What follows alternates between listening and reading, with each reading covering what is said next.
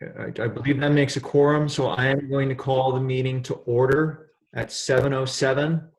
This is our regularly scheduled meeting for May 14th. We have a quorum of myself, Mark Weingarten, Adam Manis, David Baumgarten, yes, Daryl Schnitzky, and Alice Hicks.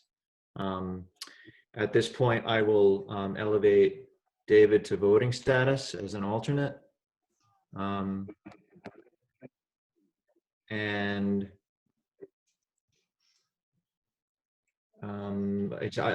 I will say, for this is our second regularly scheduled meeting that we're having over Zoom. It's going to be a little bit different than our meetings in person. I'd like everybody to be patient, and if you have something that you'd like to say, let us know by raising your hand or using the chat button down in the bottom left. And we'll get through this as efficiently as we can, which I think should be very efficient. So I'm to go right into reading and approval of minutes, unless, Donna, you've got anything to add to the agenda. Nope, I don't have anything. We're all set. Okay. Great. Oh, and one other thing that I would like to say is let's all keep ourselves on mute until there's something that we want to say, and then again, be patient with jumping in. So Matt, can you hear me? This is So Wes. somebody who just called in at 820-927-5220, please mute your phone. I think that's Wes. Maybe Donna, you can mute him. Oh, Yeah, for some reason I can't get on Zoom, but I'm here with audio. Yeah. Okay, we're gonna mute you, Wes. Great. Okay. Okay? Thanks, Wes. Good to hear you. Yeah.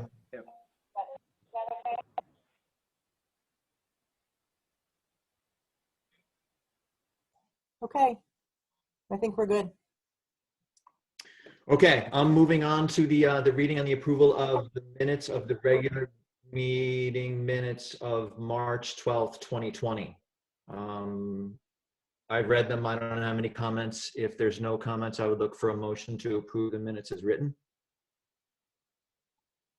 I think it's the minutes. I have one change, just minor change. I'm not listed. I'm not listed as being present, but I am throughout the minutes as making comments.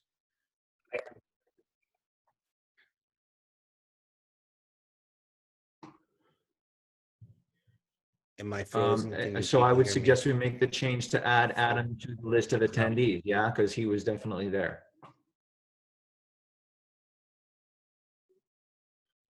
But before we go any further, I think Mark made a motion to approve the minutes as written. I'd want a second before we can.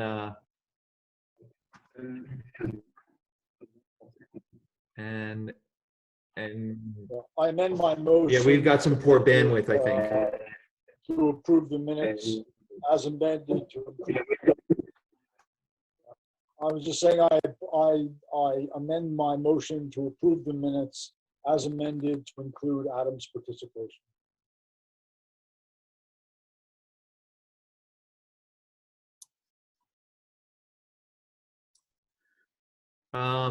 I would look for a second by a raise of hand.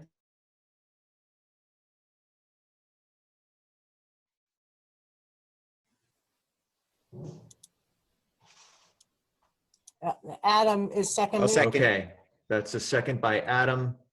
And yeah. Any more discussion?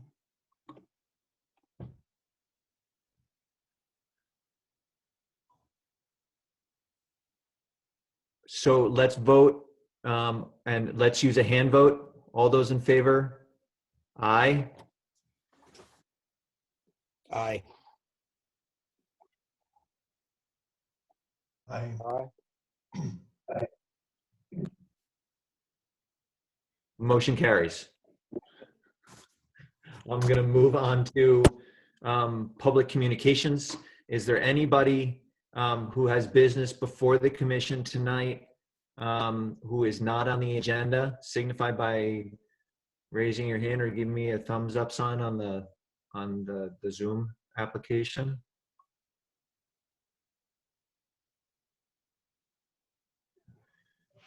Hearing none, I will move on to, please. Old business and 5B1. This is the discussion on creating a revised definition of convalescent home or similar institutional term. I think based on the difficulties that we're having with the bandwidth, that we table this discussion for another time. That's fine with me. I mean, I did pull together some information, but it's not near enough ready to be disseminated out. So we can leave it on the agenda. So I'll make that motion that we table it. Second. All those in favor?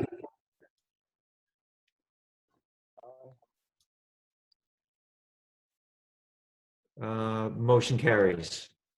I will then move on to 5B2, and this is the planning schedule for the rewrite of the subdivision regulations. I know that we have this further along in the agenda with a report of committees, so we can either do that now or we can do that later. So Wes, I'll leave it to you. not sure that you can hear me. I can hear you. Okay. Adam and I have not been able to get our act together. We apologize, but we'll endeavor to do it next time.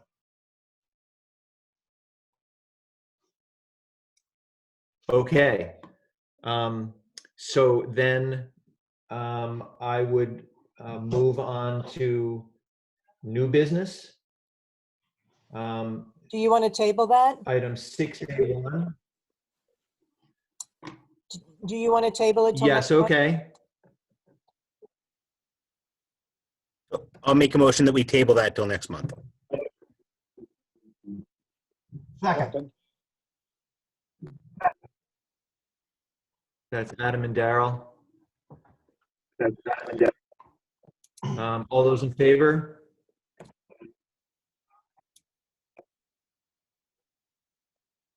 Aye. Motion carries. Okay.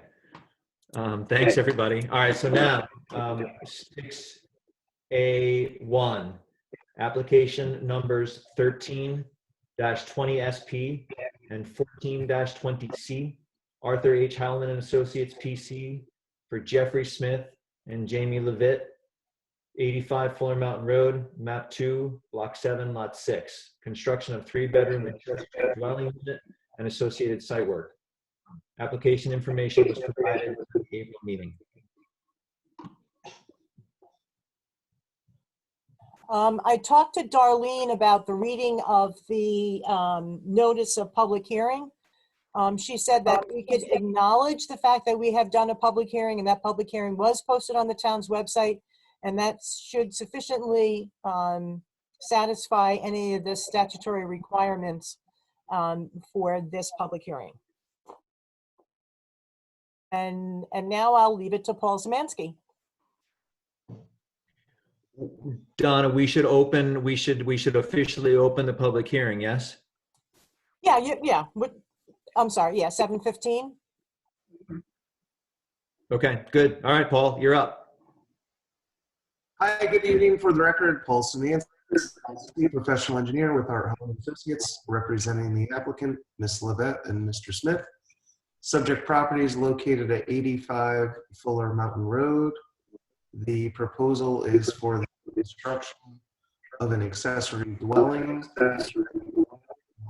We have Torrington Area Health Department approval for the 3-bedroom septic system. There are no wetlands located on the property.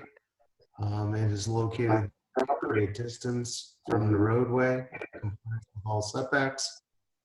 It is less than 30 feet in height in compliance with the regulations. We have certified that the owner of the premises shall reside in the principal dwelling unit or the accessory dwelling unit as part of the special permit process. And there's only one accessory dwelling proposed, which is this one. And there's a minimum of 2 off-street parking spaces proposed. So we comply with the special permit requirements that are part of the regulations. I'll be happy to answer any questions that you may have. I have a quick question for, I had a question. Looking at the map, it seems inconceivable that that accessory dwelling meets the 33% square footage maximum requirement, but I'll bet you're going to tell me that the main house is multi-floor and that it does. But that's my question. You're correct, Mark, in your assumption. It's multi-floor, the existing home. I knew you were going to tell me that. I knew that's what you were going to say. Okay. So Donna, it meets the 33% maximum test. Actually, we don't have that regulation in there anymore. Is that your question? At one point in time, we regulated the size of the accessory dwelling unit. And actually, this was the reason that we changed the regulation, because it just wasn't going to work in this instant. So right now, we do not have a size requirement or a size restriction for accessory dwelling units.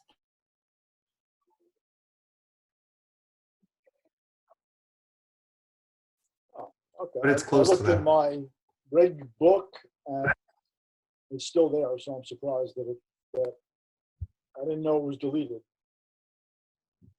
Okay.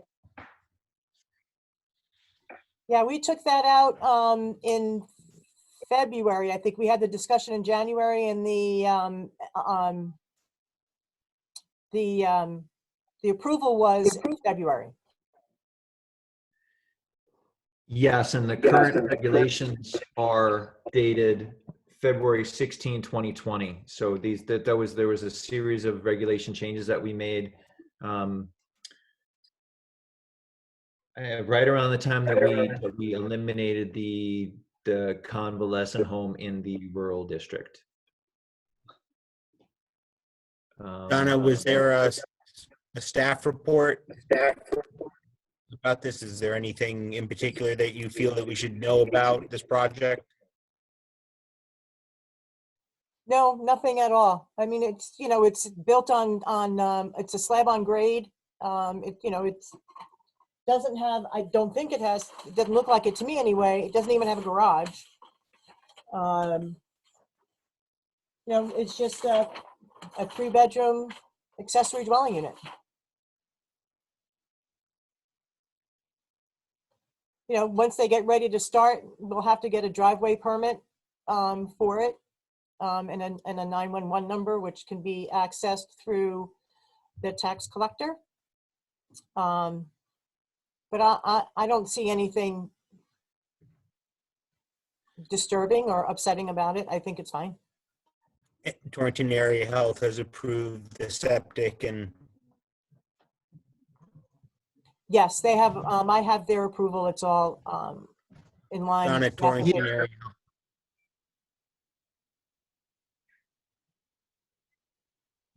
Yeah, it's dated February 28th, 2020.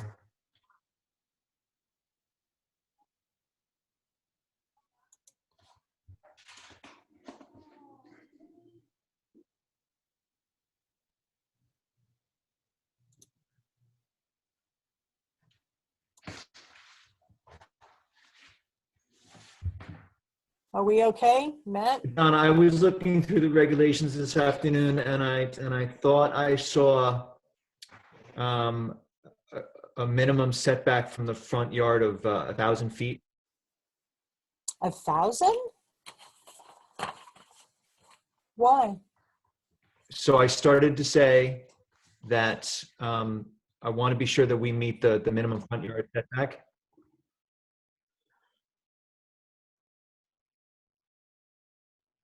Where did you see the minimum setback of 1,000 feet? Well,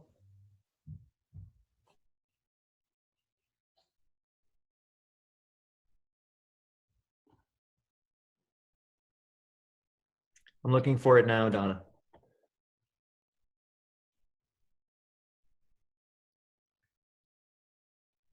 Wait, hold on. I know I'm looking in the wrong spot.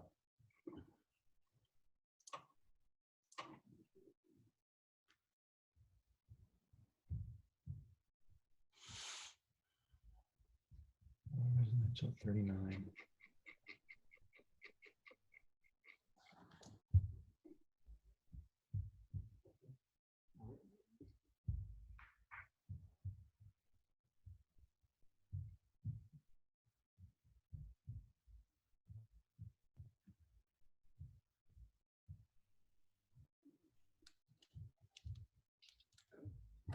Okay, I read it wrong, Donna. Okay. Thanks. So Paul, tell me what you're doing for water and sewage disposal. Yeah, don't mind my son in the background running around in his underwear. We have a private well and separate subsurface sewage disposal system. Okay, and all the approval for the wellness and the SSDS have been approved by Torrington Area Health. Donna, you said yes. Yes, they have. Okay. Good. Daryl, do you have any thoughts?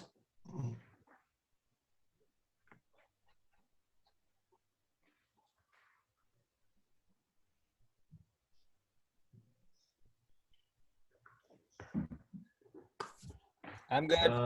Then are there any comments from the public? Great. Raise your hand if you want to say something, public.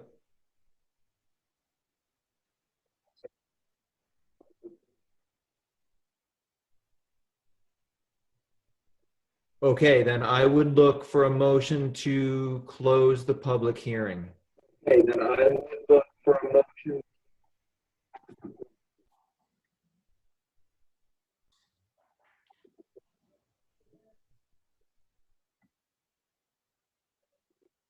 So moved, I move we close the public hearing.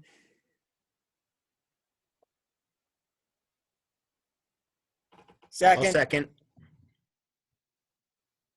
Okay, so that was Mark closing and Second. Darrell seconding. Any more discussion? So that was Mark closing Any more and Darrell discussion? seconding. Yes.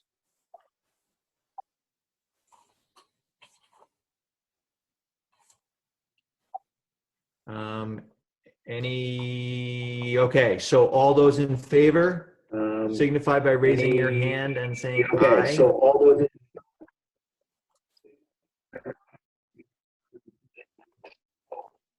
Aye. Aye.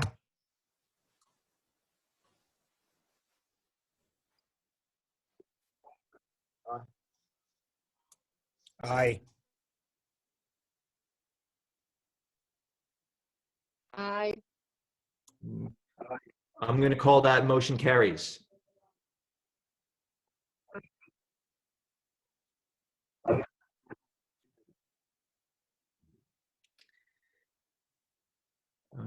So let's move on to discussion of the application itself. Does anybody have anything to say, or does somebody want to make a motion to approve the application?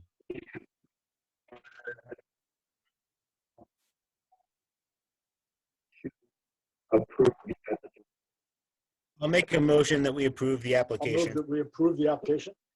Although I can't read the whole thing unless I do it. Where is it? I'm looking for it. Second,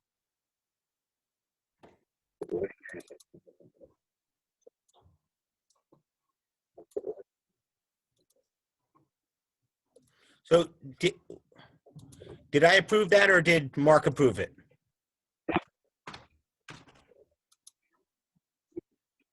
How about if we say that Adam approved and Mark you seconded? approved it and I seconded it. I put down Mark and a second from,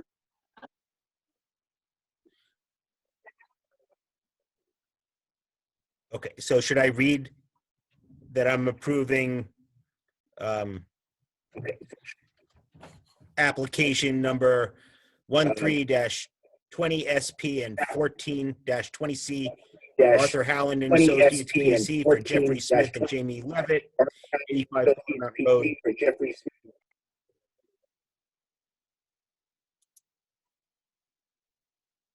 Map 2, Block 7, Lot 6, construction of 3-bedroom accessory dwelling unit and associated site work.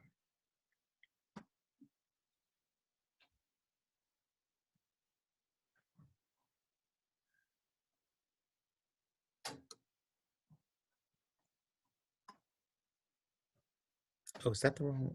Shit.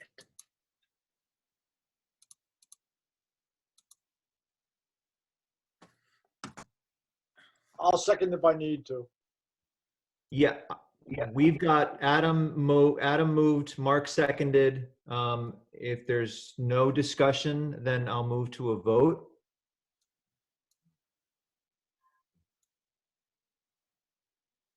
And I have started to use the chat on the right-hand side of the screen, so to make it easier for all of us. So all those in favor, as we said, signify by raising your hand.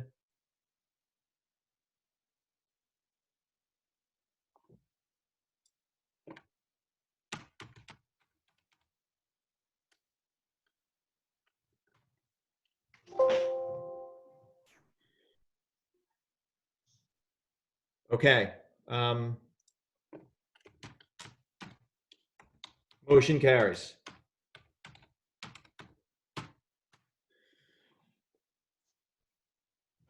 Okay. You're welcome, Paul. We'll talk to you soon. See you around. Paul, I'll send you a letter. It'll probably go out Monday or so. And then I'll include in that letter the application for the zoning permit, the application for the driveway permit. And then when you get that stuff to me, I'll process it as soon as possible. And then you can start working with the building department.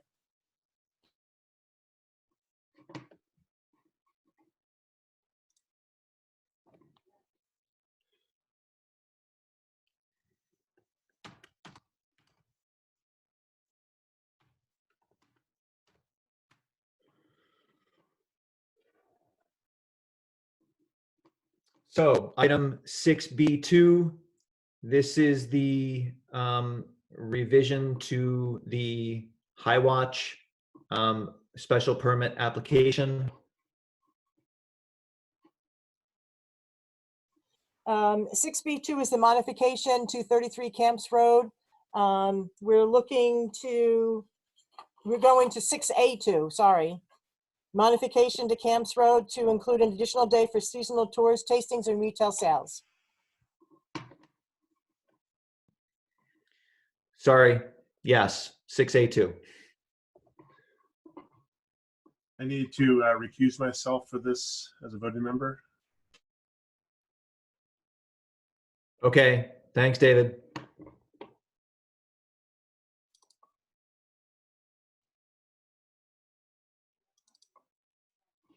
So this is also a special permit that requires a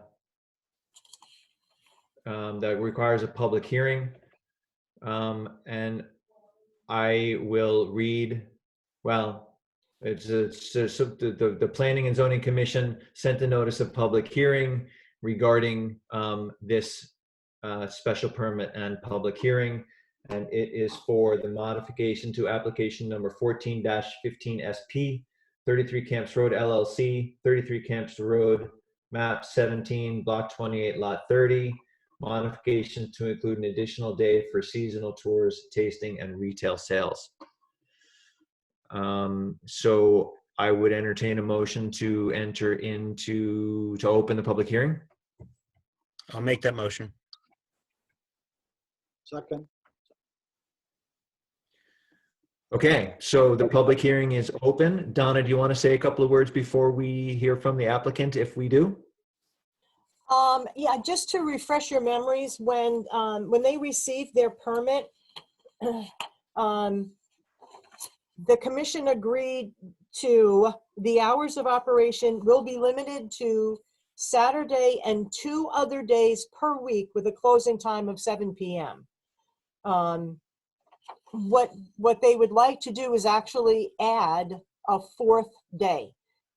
When I had the conversations with Barry, I was wondering if what they wanted to do was to actually use Sunday as one of the 2 other days. And he had asked that, no, they would like to increase and to 4 actual days, where it would be a Saturday and a Sunday, and then 2 other days of their choice. So I'll let Barry answer any questions that you might have. Do you want me to go into anything or just answer questions? Barry LeBenz. I have to introduce myself, don't I? Hi, Barry. How's it going, everybody? Thank you guys for having this under such unusual circumstances. It's pretty simple. I mean, as Donna said, the tasting room, tours, engaging people with where we actually make the beer, being so, off the beaten path and not in a city where anybody can stop in any day of the week, is a vital part, has become a vital part of our business.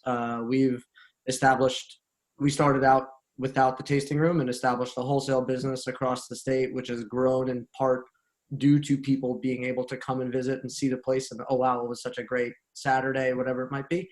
And we want to expand to Sunday hours, not change anything materially of how we operate, just be able to offer another, we're open 5 hours a day, Thursday, Friday, and Saturday, and be open, the same 5 hours or on Sunday.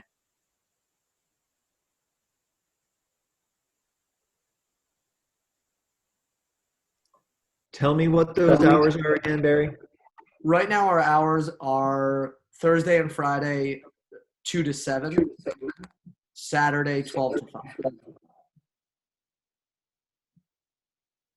And would you have the same hours on Sunday as you have on Saturday? Oh. Sunday would be the same as Saturday. Hey, again, what is Saturday? 12 to? 12 to 5. And do you have a maximum number of people that you allow in? Yeah, I mean, we follow all of the occupancy requirements for the building. Which is? I don't recall offhand. I apologize. I think that's an important part of the conversation. But it wouldn't materially change from what we do Saturday or Sunday. Right. I might be misunderstanding the question. How many people show up on a typical Saturday? I mean, over 100 people collectively can come through over the course of the 5 hours.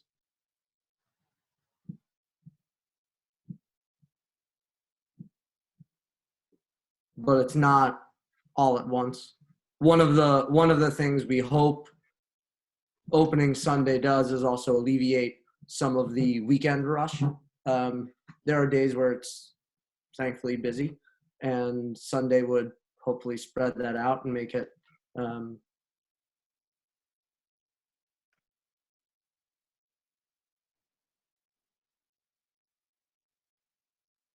Is there anybody on the call and in the meeting who is here to make any public comment regarding this application?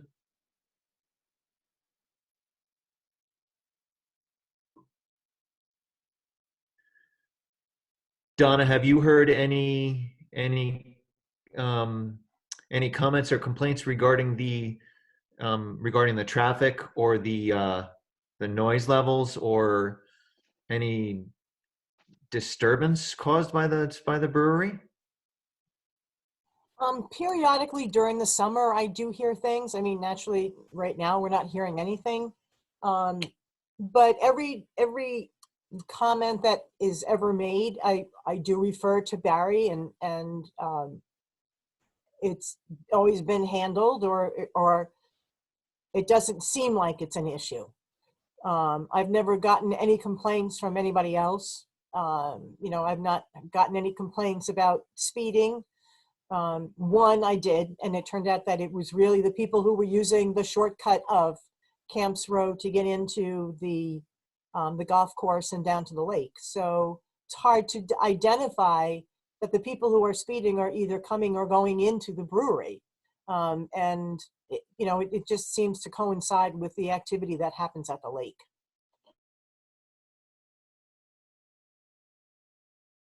But with regards to this proposed change, I have not heard from anyone about it at all. About whether or not they had any opinions about extending the days. My only concern, I'm sorry, Mark. Are they allowed to have public visitors during this COVID-19 shutdown period? We right now are not. We were the first brewery to close our tasting room in the state. We closed, I believe it was March 12th that we stopped serving beer. March 20th, we would, by the state's definition, it seems, be allowed to open back up, but we do not have a plan right now to do that. We are not interested in that. You mean May? Do you mean May 20th? We are allowed to have May 20th, yeah. When the restaurants with outdoor space open up, but we're not doing any of that. We have right now a curbside service that we're offering where people can buy packaged beer to go. We've been selling vegetables from Megan Haney's farm as well to help her out. We sell our eggs and other farm produce that we have, as well as flour we get from the same farm that grows our barley nearby.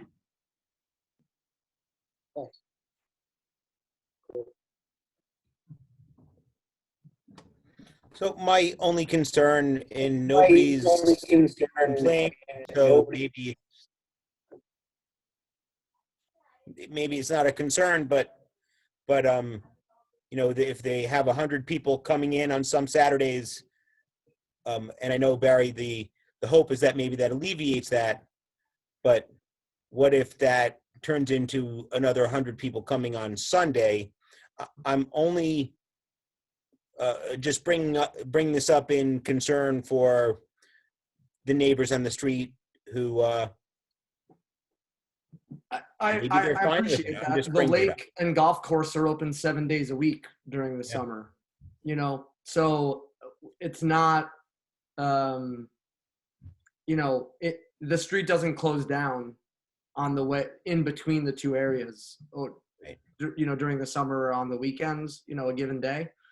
And, it's really only even busy like that to any degree where there's I don't even want to say significant number of cars on the street, but in the peak of the summer or fall, in the winter, it's 10 people is busy, So it's as much to alleviate as in the winter, if we get 10 more people coming to visit us on a Sunday, that's a substantial boost to our business that helps us keep our farm a farm and use 100% locally grown grains and support, hop farms in the area, and all that stuff has significant cost. And with wholesale being the vast majority of our business, recouping as much retail as we can is important.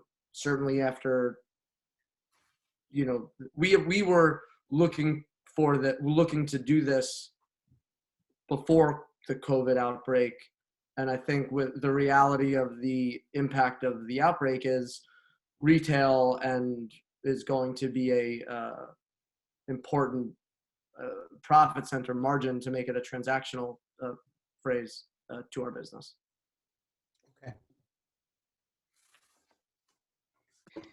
Hey, Barry, This is are you- Alice. are you- Could I ask a question? Not to be devil's advocate, but maybe a little bit. By opening it 4 days, you're more open more days out of the week than you are closed. At what point, 2 years from now, you come back and say, we'd like one more day? And then 2 years from that, you say, we want more day. And then we're open 7 days a week. This is to the commission, not to the applicant. Do we have a problem with that?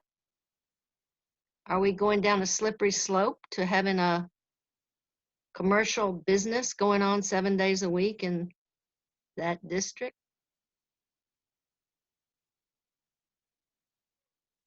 I think that's a valid concern, but I also think that we can look at it at that time and say, you know what, you came to us a year ago, 2 years ago, whatever it is, and we added a day, but now we feel that adding another day is too much. Or we might go the other way, but I think we have that option anytime. I mean, unless somebody Well, thinks you actually think we could go the other way, meaning we would take a day away from them? No, I don't think we can take a day away, but if they came before us a year from now and asked for another day to be open, going towards what you were saying, where they could be open 7 days a week, or 6 days a week, you know, we could at that point deny the application. I don't think that accepting this now, unless somebody else thinks differently, is setting a precedent that we'd have to do it again. I think Alice makes a good point too. For me, it's about the impact, and if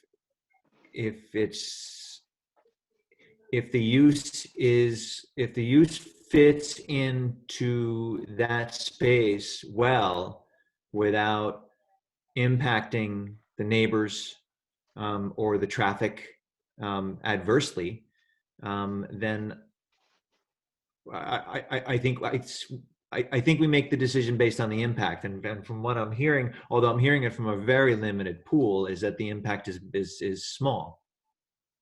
I was going to ask, Barry, you're there. You live on the property. You're there very often. Yes. I actually moved off the property last year, down the road, but I'm plenty. David, yeah, yes. I don't live on the property anymore. Okay. Do you notice more activity in general in the area on the weekends than during the week? Yeah, I mean, I moved to Flirtation Avenue, just down the road from Lake Warramug, and it's dead in the winter and it's crazy in the summer. You know, I love going for walks, but I don't walk on the road because there's no sidewalks, even right now, because the brewery's not open and there's cars zipping around Gun Hill and New Preston Hill. Like, I think it's the area and seasonal. To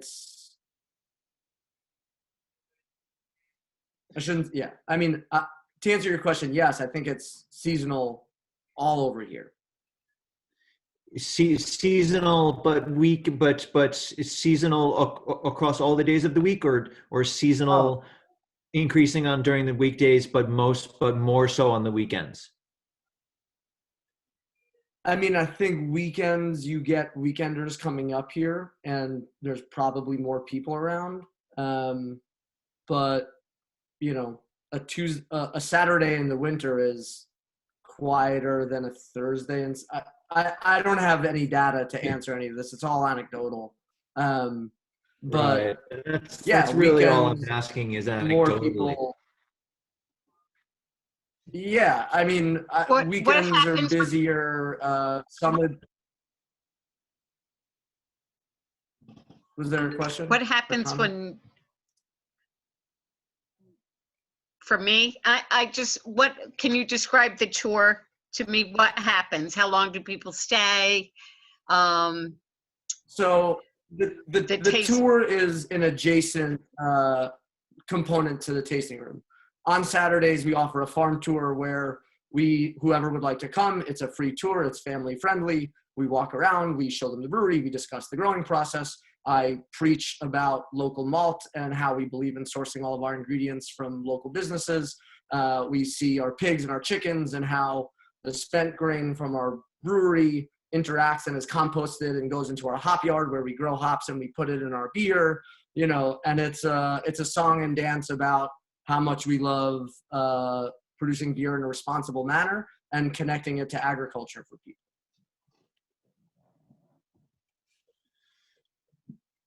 And I hope they buy beer to go afterwards. Do you serve food in the tasting room? We do not serve food.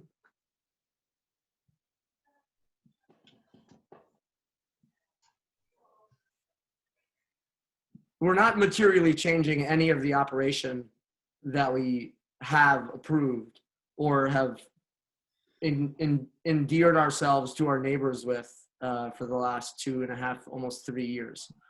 You know, we get asked a lot by some neighbors why we're not open more, and our answer is always we're a neighborhood. And like to the point about being open 6 days a week or 7 days a week, you know, I mean, I think there's something to a farm is a commercial business. There's no, by zoning, I understand there are differences. A farm has to still make and sell a good. And if a farm stand is open 7 days a week, that's what a farm stand has to do to survive, you know.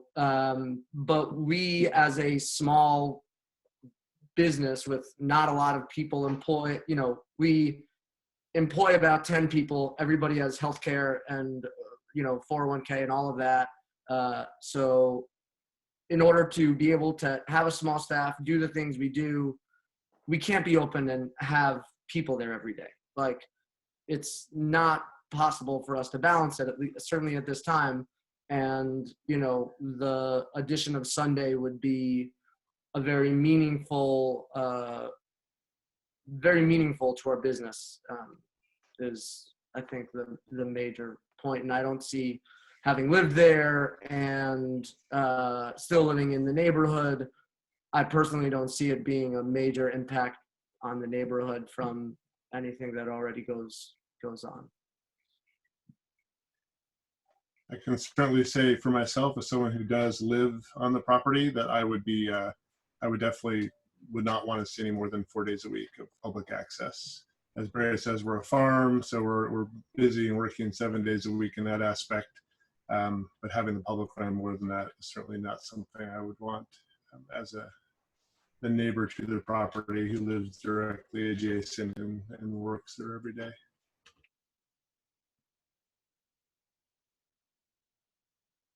So for the record, that's David speaking as a part of the application and not as part of the commission, which I believe he's allowed to do. That is correct.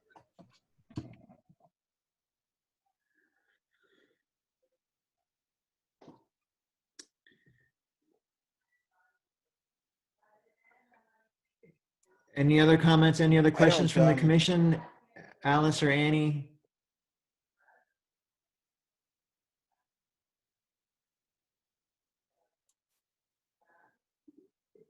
Anne, you're on mute.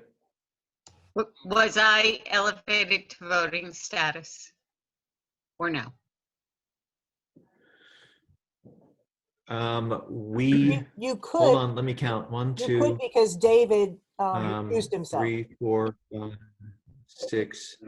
Because David, Yes, Anne. Yes, I'll elevate you to voting status now to make the 7th vote. Thank you. Matt, I'm here now. I had some technical difficulties, so I'm on by phone. I don't know if you saw me disappear. Oh, hi, Karen. I think I just got didn't see you come de-elevated. on, so I'm glad you're here. And Wes is here too, so I think you and David, even when he comes back, are de-elevated. So there you go. So I would look for a motion to close the public hearing unless there's any other comments to be made. I just wanted to make I a make a comment motion that to close the during the public hearing, issues were raised about this application, and I think they've demonstrated an exemplary track record. They've expanded incrementally. They've worked with the commission all along. So I don't see why we wouldn't want a successful compliant business to expand into another 5 hours that replicates something that's working. I think that's a reasonable expansion and growth trajectory for a business, particularly one that occupies a site that, as was noted earlier, was a farm which operates 24/7. So I still think the current operations are less intensive than an active dairy farm, which was there for a long time. I agree, and in particular because I hear no objections from any member of the public. So again, I'll move to close the public hearing. Second? Okay, Mark and Wes. And then let's go to now we move into the discussion of the application. I would absolutely agree with Daryl's sentiment. I think this is a good use. I think that they've been a good partner in town, and I would encourage this type of use.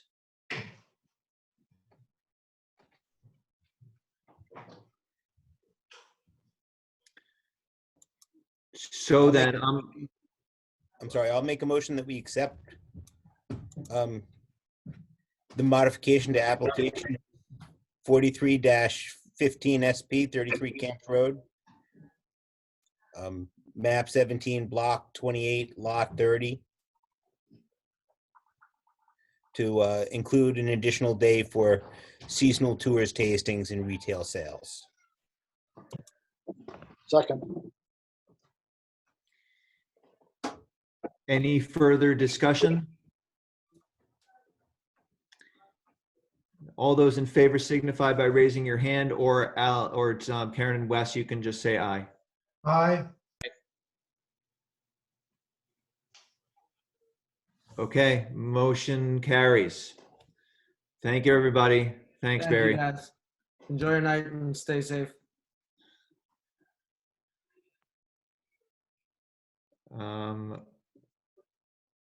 Okay, so David's coming back to sit, but won't be elevated, as we said, back up to voting status since we have full membership. Okay, so then we're going to go to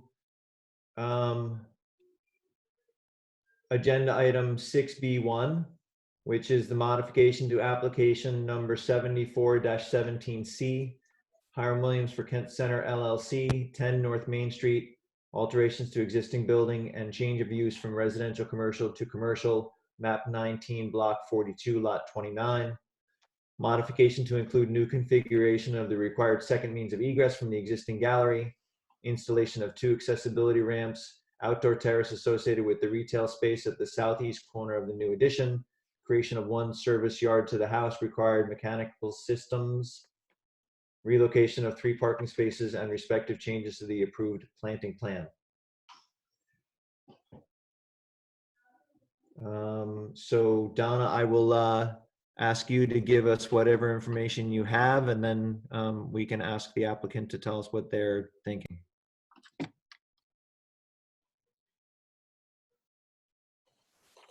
Okay, so I think, and I, be more than happy to be corrected, that when they started to do the renovations to the building known as 10 North Main Street, which houses the House of Books, and Kent Coffee was there, and the antique store was there. They came across a lot of things that impacted the way that the building had been structured and some of the things that needed to be done to bring it up to code. One of those things, at one point in time, they have a staircase at the back end of the House of Books, which goes up to the second floor, which is the retail gallery space. There was discussion about whether or not that staircase could be removed. If it was to be removed, they would have to have changed the use of that second story area. They opted to keep that use, which then generated the construction of a new set of stairs as egress. And that drove the all of the additional changes that are now being made to the back of that building. One of the things that did come up was the fact that the egress stairs, and this is according to Stan, the egress stairs do encroach on the 15-foot side yard setback, and that's on the northerly side, in between the House of Books and where Giffords now is located. There is a regulation in our, there's a section in our regulations, it's 9120.8, which says that a fire escape may extend not more than 4 feet into a required side yard setback. So in my conversations with both Stan and Bill, it was noted, not Bill, Joe, it was noted that these are not, this is not a fire escape. They had removed the existing fire escape from that building. And according to Stan, this is just considered a necessary second means of egress that will be required to be covered if it is constructed. So you're going to have to come up with a determination as to whether or not you consider this a fire escape. The encroachment into the side yard does not go out any farther than the building's encroachment, so it might not be a big deal. But my thing is, you just need to be aware of that. And because of the way that the new stairs are designed, it's driving all of these other changes that are going to need to be made at the back, on the back end. And Hiram is looking at me like I have two heads. But these were the conversations that we, that I'd I forgot my video was on. Oh, okay. You're like me. I can't play poker, so. Yeah. But anyway, that is my deal. That that's the way that I'm looking at it, and I think that that is what's. I mean, if I'm wrong, please tell me. But that's my understanding of the need for the modification. Okay. Donna, thanks, and thanks, Mr. Chairman, and the commission. A couple of things. When we came to the commission initially for the design of the building, we had not completed the design of the exterior landscape, and nor have we completed the design of the exterior hardscape. And we knew at the time that we would have to come back and clarify or present to you what it is what design we ended up with for the exterior. This not having anything to do with the staircase. We also, and Donna, it's my understanding that we, in seeking the permits that we sought, we did not have a change of use of the upstairs. No, you did not. You actually kept that use the way that it is. That was what you had determined that you were going to do. As I remember, when we walked the site that time, there was a question about changing that into office space instead of retail. And then you decided not to do that. And that's what actually, I think, drove the new design for these, the egress stairs on the back of the building.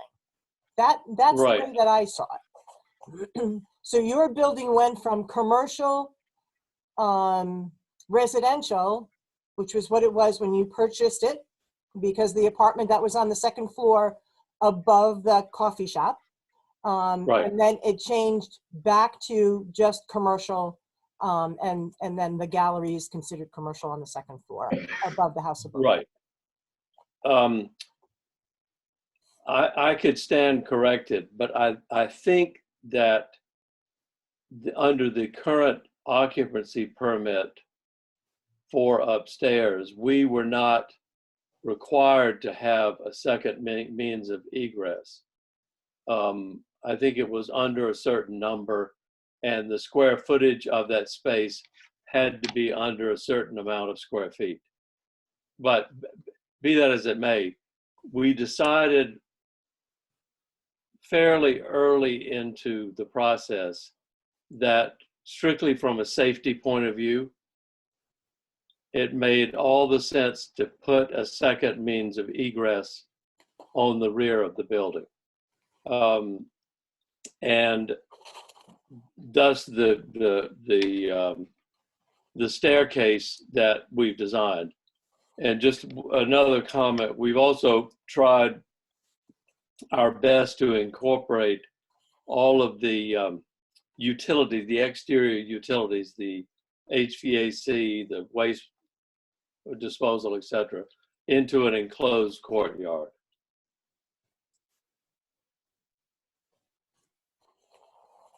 Right, and I think that's part of the modification. Right, it is. That's the service yard to house the required mechanical systems. Right. And then as a result of that, the parking spaces that were in that little bump out had to be shifted down towards Maple Street. Right, but we have no net change in parking. Right, it's just the location that's changed. Yeah, Donna, I'd like to turn this over to Chris Lee and Tom Chang, the designer architects of the building, if I might. I've probably reached the end of my design and architectural base of knowledge. Okay. Chris, Tom. Hi, good evening. I just wanted to clarify something about the second floor. The second floor gallery space, as it's currently configured, has 1,431 square feet. The occupancy calculation for that space is 30 persons per square foot, which at the moment takes us to 48 persons, which is under the 49 maximum requirement for having only one egress stair. Our concern was if a future tenant reconfigures that space and drives it above 1,450 square feet, it triggers the requirement for 2 escape staircases. So even though the current configuration is only 1 escape stair, if there's any modification to the second floor, just by moving a wall, we will fall short of the required 2 escape staircases. So because of that, we felt it's prudent at this stage, while we're doing the construction and we're trying to configure the exterior hardscape, that we actually add the second escape stair. So even though in the current configuration it may be seen as an alternate escape stair, in our minds it is potentially a required escape stair. Secondly, I think just addressing the point about having it covered, I guess we're still hoping that it would be possible to leave it uncovered with the snow management plan, but I guess that's an issue for the fire officer and the building officer. Right. I think they had said something about the possibility of applying for modification, but that's out of my realm. Right. You know, but that was what, when I asked Stan last week about this, that was what he had said to me. So I gave him the letter that was submitted, which was the snow removal maintenance plan. Yeah. And he said it's nice, but he does not believe that it's sufficient Okay. based on the regulations. But that, like I said, I did that as a courtesy, and it would be up to you guys to figure out this, you know, how that needs to be done. Oh, I'm sure they're very, very happy to submit a more detailed snow management plan to meet the requirements and the concerns, which I understand. And if I may just speak, is it possible to share the screen or not at this stage? Do you have that option down below? I do. Yeah, I don't have a problem with that. Is that okay? Yeah. Okay, thanks. Yes, that's fine with me too. Okay. So I don't know if you see, do you see, this is the description that we submitted of the proposed changes. And if you see the image in front of you, that was the existing hardscape plan. And the outline in red that I'm highlighting is the new footprint of the building that was prescribed by the Planning and Zoning Commission, I believe.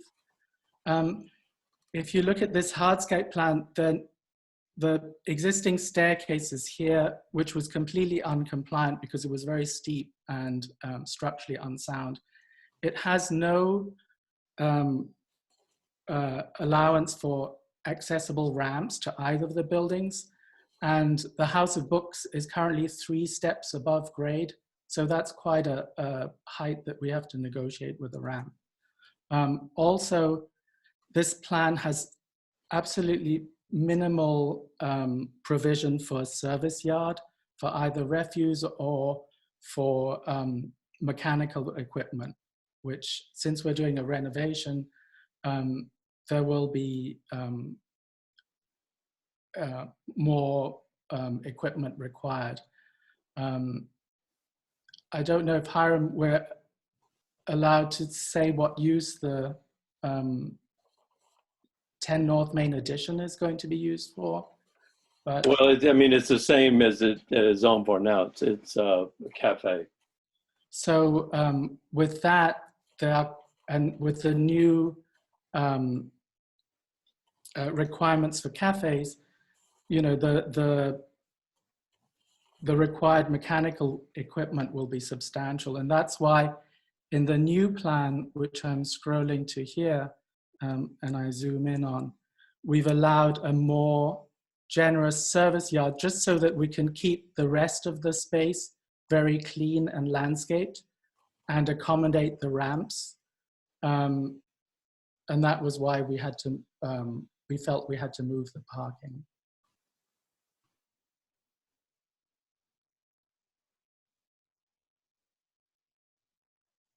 So this area in here, because I know there was a concern about being able to make that turn, that hasn't come out any farther than it was originally designed. That's still the same distance out. This shape is still the same, yes. Okay. How about this one? I can go to the, if I go to the overall plan, just a second.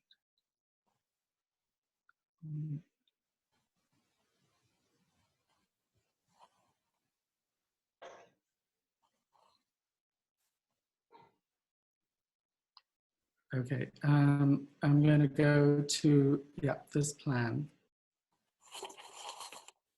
Sorry, so this is exactly the same shape that it was before. How about the one on top of this one here? That's the same shape. Okay. That's the same shape as well. Nothing is, the boundary around the back has not changed at all. And this is the underground propane tanks. Here, yes. Currently, there's one propane tank which is under the parking, but we thought it would be more convenient to have the access under the sidewalk instead of under the parking. Chris, I have a few questions that I'd like to jump in and have you answer if that's all right. Very happy to. So can you explain what modification could possibly be made to the upstairs to increase the square footage to require some future need for that second Sure, egress? I can show you.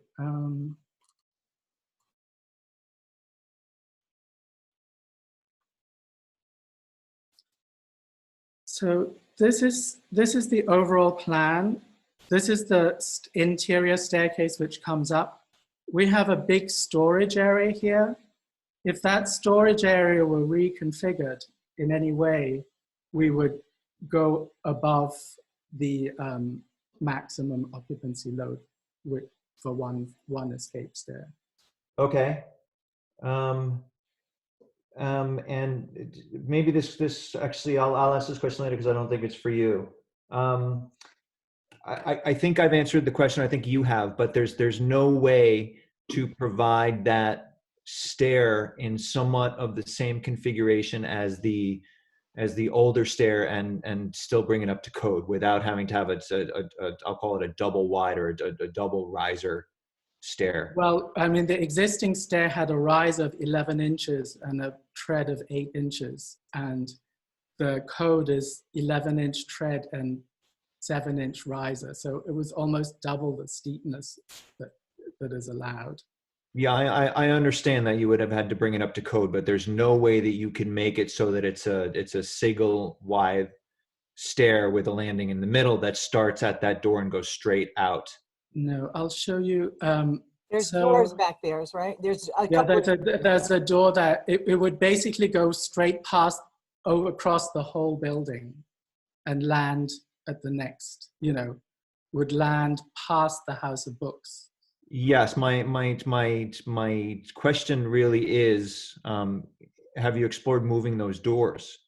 Moving that one that you're pointing to the right and moving the other one to the left. I know there's a stair on the back side of the door to the left, but have you looked at any of that just to see that you don't, that you're not coming out wider than a single width of stair? Well, I think it would make the back very awkward. And plus, at the moment, the way we're doing the ramp kind of ends up there. If we had the stair coming down, it would kind of not work with the way we're proposing the ramps. Also, the escape stair is encroaching about 10 inches into the side yard setback line. That's the limit, because the stair is actually back from the corner of the building. Yeah, I'm less concerned about that because that was somewhat pre-existing, I'll call it. But what concerns me most is the relocation of the parking spaces, right, into what seems to be straddling the property line. So you've got one parking space that straddles the property line, and we went round and round when we first approved this. With regard to those parking spaces being assigned to that lot. Right. So I'm not sure how you manage that. The thing is, if you look at the property line adjustment which was made behind Swift, that property line was actually bisects 1, 2, 3, 4, 5, 6, 7 parking lots. But I'm less concerned about that because those parking spaces go along with that whole group with those two lots. Those two lots from a parking standpoint were merged as far as the commission was concerned. Right. And the 3 spaces behind the building in question, plus the spaces in front of the barns, the old Leeson barn, we'll call it, were supposed to be for those 2 buildings. And I understand. Concerned that. Excuse me, Matt. Yeah, go ahead. I could just make a comment. I can't use a pointer. But where it bisects these parking spaces, the 8 or 9 parking spaces, Matt, Yes. behind Swift and next to Kent Center, those two properties were not combined. From a parking standpoint, I believe that they were, Hiram. Well, I think there's a cross easement agreement.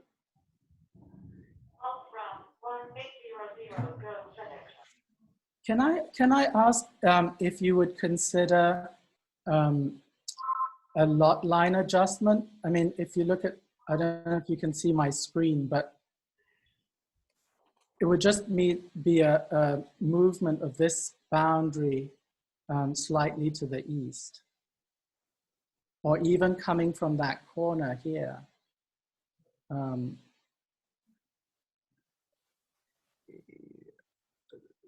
That I think would set that would alleviate my concern. Well, that's, I mean, that would be something that's certainly doable. Okay. So then the other question that I have for the designers is the mechanical equipment, and what type of mechanical equipment is going to go into that service yard, and how will you be feeding the buildings from the service yard?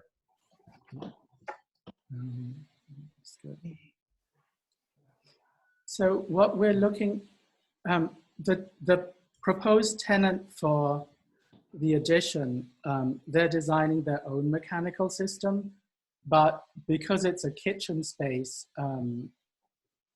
they will have exterior either heat pumps or condensing units. For the bookstore and the gallery upstairs, what we've done is to try to minimize the footprint of the exterior mechanical equipment. And we're proposing to use a heat pump, which is about 4 feet wide, I think, by 3 feet deep by about 5 feet tall. So that's gonna take probably this corner, plus it has all the space requirement. And then the rest would be for the proposed tenant, the kitchen space. And then the remaining would be for the trash, to try and keep everything contained within an enclosed space. What we were trying to avoid is having lots of bits and pieces hanging out the back of the building. So this way, we've managed to keep this whole corner very clean, with a very clear ramp coming up here, and then the ramp from this level going up the further 6 inches to the back of the bookstore. So there won't be any mechanical equipment around here in this hole, which I think makes the entrance into Kent Barnes and this whole corner much more attractive. It's the cooling lines, and well, whatever services that go from there are going to have to go underground, right? So you're going to have to put those in prior to the patio. Well, that's why, yes. They would actually be going under the House of Books. We have a new crawl space now under the House of Books. We had to do that for structural reasons, and then it's going to go under the escape stair. Oh, okay. Okay. So it'll be very clean. And it's only chiller lines. All the air handling units will be in the basement.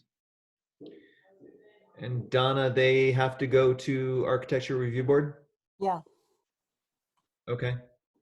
And Matt, just to point out something else, the power coming into the building for all these spaces is already underground to the edge of the building.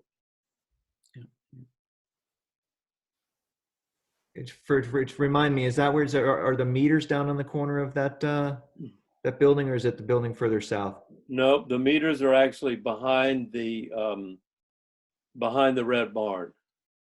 Oh, okay. Opposite where the doctors were. Right. Yeah. In an enclosure. Right. Okay, so I'll go back on mute. I'd see you've answered my questions. Thank you.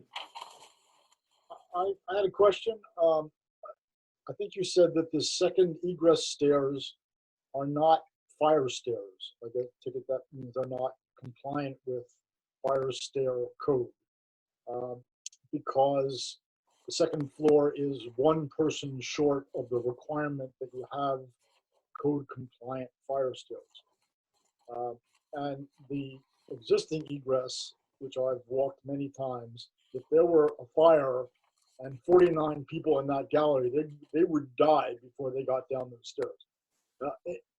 In what respect are the new egress stairs short of code compliance for fire stairs? It's because there's too many landings, they're too steep, they're too narrow, they're not metal. Why aren't they? They do meet code.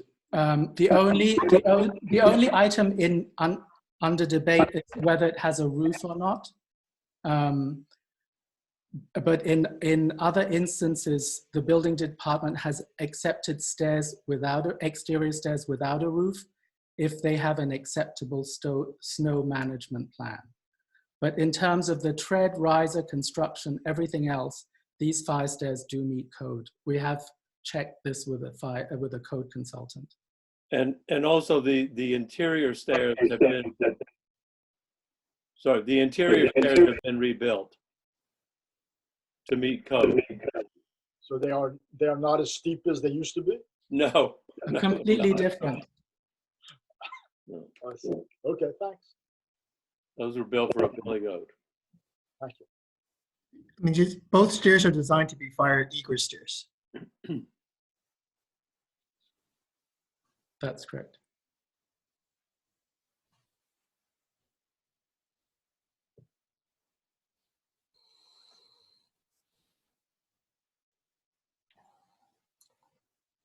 Matt? Yes, Donna. Okay, there you are. How would you like to move forward? I mean, they're going to need to do a lot line revision, I think, before we can go ahead and approve this. In the meantime, they could get Gary to draw up a new plan and then come in with that new plan so that we can approve that, if that's the way that they want to go. And then we can get them set up for the Architecture Review Board, and then, you know, to show them what the new changes are, and then have them come back. We can have them come back before the commission for the approval to the lot line revision, and then approve the work if that's what you want to do. I'm just trying to get a handle on, you know, where we're heading with this. I think that's a reason. I think those are reasonable next steps. I would add to that, you know, by the time we hear back from the applicant, they will likely have duked it out with the code officials and the fire marshal and have decided whether they need a roof on it or not, which I think they're going to need to decide before they get approval from the Architecture Review Board. Mm-hmm. So I think those several things you just mentioned, plus that, plus the approvals that we'll want, we can address with the lot line revision if that's what the applicant wants to do. I was hoping for just a little more discussion regarding the encroachment of the stair into the side yard setback, and see if anybody on the commission, make sure that everybody understood what we were talking about, understood my position that it's no worse than it was, and we're somewhat correcting a non-code compliant condition, but we are talking about encroachment, and we should go in eyes wide open. So let's have a quick conversation about that before we decide to move on. Sounds good. I think they in their renovation have repaired some issues that have come up before, namely the steepness of the stairs and egress from the space. I think, and I don't see that the encroachment is any worse than it was before. I don't see how that is changing anything materially to its neighbors. Wes, do you have any comments? Well, my point of view has always been if you're not increasing if you increase a nonconformity, then I have an issue. If you don't increase a nonconformity, then I don't have an issue. My question is this going to have to go to Board of Appeal simply because the stair is no longer there?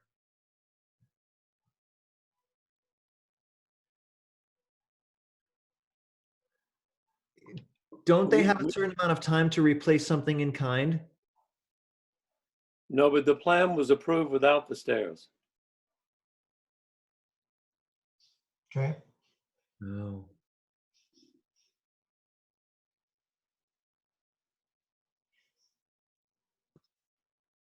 So I can't, I guess I can't, I don't have the expertise to answer that question, Wes. Yeah. Well, I have a question, maybe Donna for you. Excuse me. Given that Matt made a recommendation about a lot line adjustment that we accept, and once that is done, can that be an administrative? If you verify that lot line adjustment has been made? I don't think statutorily that, I would have to look to see. I don't know. I don't believe that lot line revisions can be done administratively. I think they do need to go before the commission. Okay. My memory may not be correct. I thought that that's what we did with 3 Maple Street, but maybe not. No, I would never have approved a lot line revision without the commission doing it. Okay. Because what happens is a Mylar is actually created, that's signed by the chairman of the Planning and Zoning Commission, and then it gets filed on the land records. Okay. So, and Wes, to your question, I don't think it needs to go to ZBA. It's encroaching, but it's not encroaching any farther than the building itself. I see. So it's not, it wasn't the stair, it's the building itself. The building itself is encroaching on the property as well. Is encroaching on the setback even more. So if you look where the new stair that's proposed, it looks like it's back.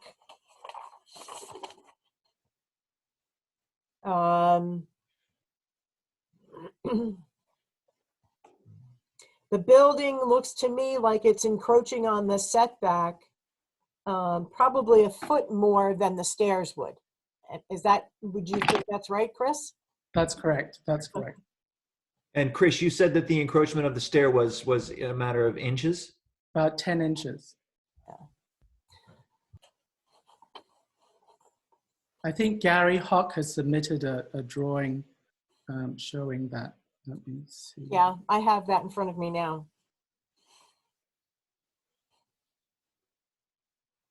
I would say that it doesn't need to go to ZBA. Do you think I could also show you the zoning regulation which allows fire escape stairs to encroach into the side setback? I have that.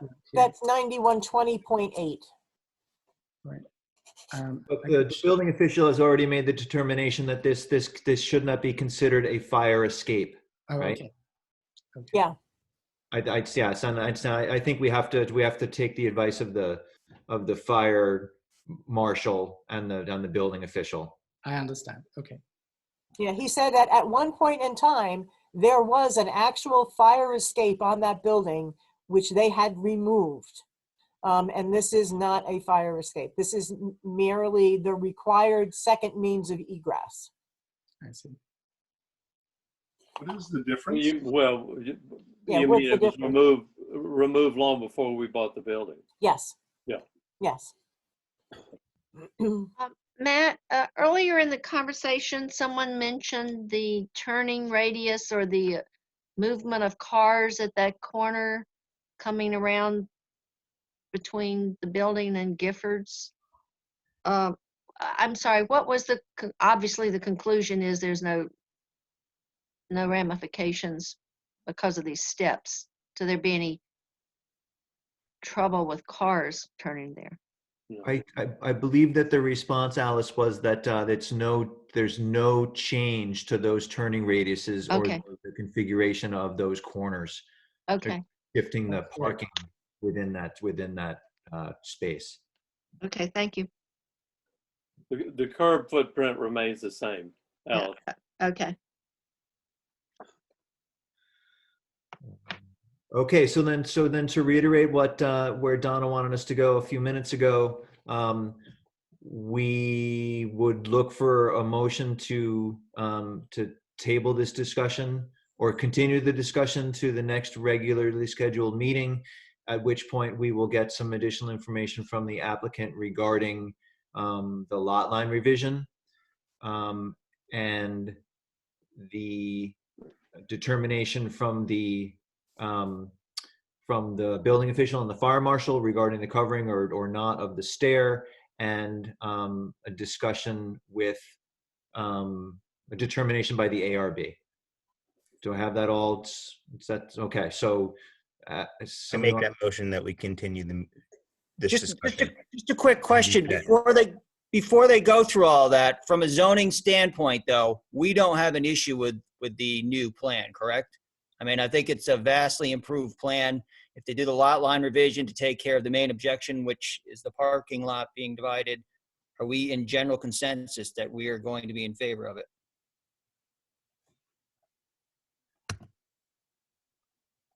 That's how I feel, Daryl.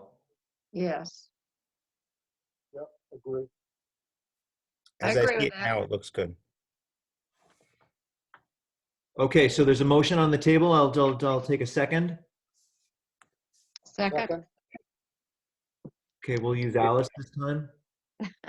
By then.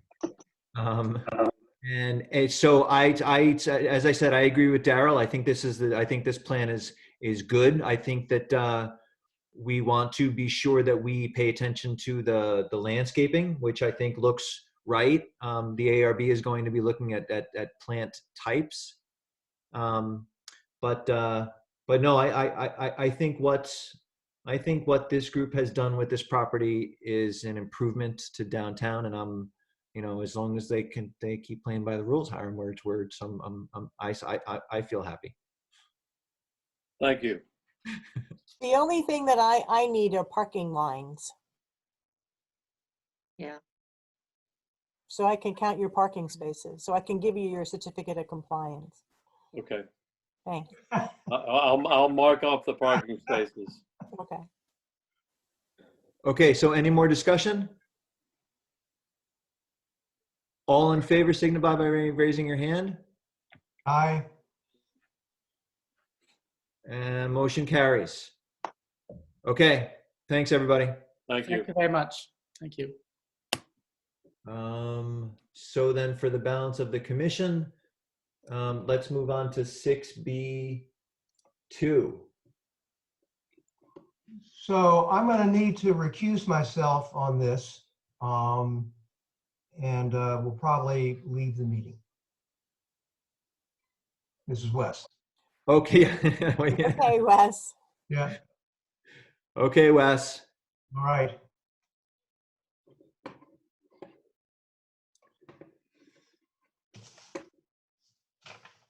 All right, so I am not going to read this whole thing, I don't think, but 6B2 it relates to modification to the application for Highwatch Recovery for the expansion of their facility that we approved, and they're under construction now. And the modifications to that approval, I'm going to slip to what they include.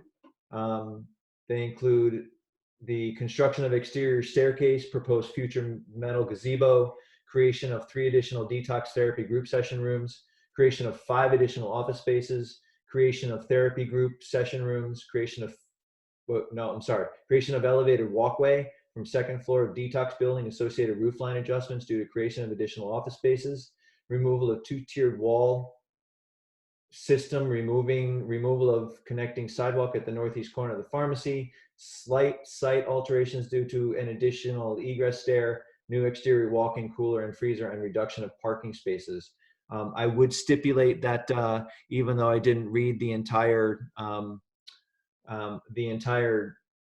item in the agenda, that by omitting the reading does not, so that we should consider that I read it in full. Okay. So with that, we had a brief discussion about this earlier on our executive session, but I think that we should let the applicant speak now and tell us what they are proposing.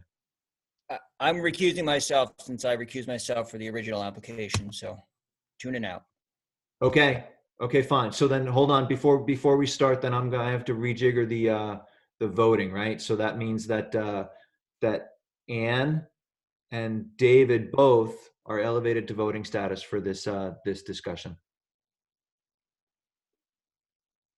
Okay, applicant, we're ready to listen. Good evening. This is Paul Jorgensen. Can you hear me? Yes. Yes, with Silver Petroselli Architects in Hamden. Before I go into some of the description of what you had read for the changes, I want to give, I don't know if Jason Perillo is on the line. Jason, I don't know if you want to speak first, or do you want me to get into some of the changes? And with us on the line also is Marco Costantini, who is an architect with my office. So both he and I are working on the project. Paul, thank you very much. Mr. Chairman, thank you. Jason Perillo, High Watch Recovery Center. Just to give you sort of a brief overview of how we got where we got. 3 months ago was a very different world than the world we live in now, and we've sort of learned that in the healthcare community the hard way. And as we've, and I want to thank the Commission for working with us during this epidemic, but as we've worked through it, we've identified some things that we can do better on the property with the work that we're doing that'll help keep our staff and also help keep our guests safe. And one of those was we identified very early on the need to be able to isolate guests who are sick. And we think very much right now in the context of COVID-19, but even before that, it's not unusual for us to, in the course of a guest stay, to have someone come down with the flu or MRSA or C. diff or other pretty significant and very communicable diseases. And so that's why we started to think about, gee, how can we create isolation space within the footprint of the structure? And so that was step one. And we wanted to be able to do that in a way that was most safe. And we identified office space within our detox area that would put beds in a location that are close to a nurse's station, that are a negative pressure space, that we could move individuals to if they were ill, if they had to be isolated from the rest of the community. So that's how we got to the creation of 2 additional bedrooms in that location. Now, just to be clear, just because we're adding 2 bedrooms, we're proposing to add 2 bedrooms, that doesn't mean we want to add 2 patients. Our certificate of need from the state of Connecticut, it's a request for 12 additional beds. That would bring us to 90. That essentially means we can have no more than 90 patients at any given time, guests at any given time. So just because we're proposing to add 2 beds doesn't mean we're going to 92 patients. It just simply means these beds would be available in the event that we needed to move someone, because remember, a lot of our rooms are shared. Most of our rooms, in fact, are shared. They're 2-person rooms. We wanted to be able to extract someone from that shared space and put them into individual isolated beds. So in doing that, we recognized that we lost some office space, and we wanted to recoup that. Moving forward through this process over the course of the last 2 months, we also identified that our original plan was to keep our admissions area in the same space as it is now. And if you're familiar with our property, you know that our admissions area is actually, as it is now, would be the farthest point from our detox area. So essentially, someone would be admitted into our current admission space, and then after admission, have to tramp through our entire office area into detox. And the reality right now is that we're trying to remove individuals, remove guests from employees and remove employees from guests. So we then decided it made the most sense to actually move our admissions area to the other side of the building, to the parking lot side of the building. And in doing so, we realized we didn't have enough office space there because our admissions area actually sort of shares space. We have a 7-day-a-week admissions operation, obviously, and folks, one day, maybe I'm in one office one day, and then the next day I have off, and then another person shares that office. And we're in an environment, quite frankly, where shared office space is really kind of a no-no, and we believe that's going to be the gold standard going forward. So we needed, not only to move our admission space to the front of the building where the parking lot is, but also add additional offices. So in order to do that, we, again, in the spirit of not changing the footprint and respecting the commission's approval, we said, well, gee, how can we add office space to make this work safely? And we identified there were some staircases, and Paul can get into this in greater detail than I can. He certainly knows more about this than I. But we were able to identify additional office spaces in that area by cannibalizing some of the some of the staircase space, and doing so in a safe way that was consistent with code. And you also note that there's the chairman mentioned some minor disturbance related to an external stairway. That's simply to bring the basement level to grade.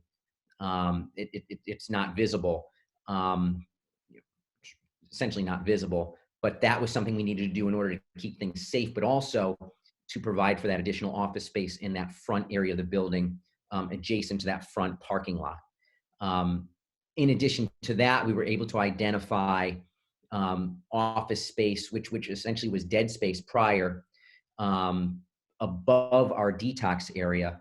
And there is some adjustment, and again, Paul can walk through this better than I, to the roof line there, and we're able to create additional office space there as well. Again, it was very difficult to do this, and we learned a lot in a very short period of time. And unfortunately, we learned it after work had begun, and that work had begun with our expectation that it would be done according to what was originally proposed. But unfortunately, with the timing of the way things were, we learned things a little too late in the game, and we had to make some very, very quick decisions. And I think the commission's aware that in one particular case, in order to prepare those bedrooms, we did have to make a very, very quick decision to prep those. Even though we had not come in for an application, we had to be able to prep those and plumb those so they could accommodate the bathrooms that go along with those bedrooms. And again, that was not consistent with what was approved, but we wanted to be prepared in the event that when we did come for formal approval, that we'd be able to do it. Concrete was being poured. We had to make a decision, and we decided to move ahead with that, knowing that we didn't have the commission's approval to actually build out those bedrooms. But we needed to be ready to do it in hopes that the commission would offer approval once we actually moved in that direction. And I'm sure I've missed a few things, and Paul will remind me when he walks through some of the detail. But I just sort of wanted to lay the backdrop for why we are here. It's because really largely of what we've learned in the last few weeks. We need to, we really need to keep guests apart from employees who don't need to have contact with guests. I'm one of those. I've been working from home for 2 months. It's a challenge, as you know, but we're really trying to do that and just really trying to keep people as safe as possible, because this isn't the last we're going to see of this. It's really going to be a new healthcare world. And we just need to be as prepared for that as possible, with the interest of safety in mind and being able to isolate folks, and also being able to do it, as I said before, respecting the commission's approval and keeping it within the existing footprint and not adding additional space. There's a lot more to discuss. Paul can walk through that. And if I have something to add, I will certainly do that. But if there are no questions from me, Paul can certainly take it from here, and I'll chime in as needed. So Paul, before you jump in, I should ask the question of the commission Before we go too much further with hearing the presentation by the applicant, we should determine whether this requires a public hearing. This application was originally approved through the public hearing process. It's my opinion that these changes are material enough to warrant going back to a public hearing for the modifications. But I would like to hear from the commission, I think now, before we go too much further.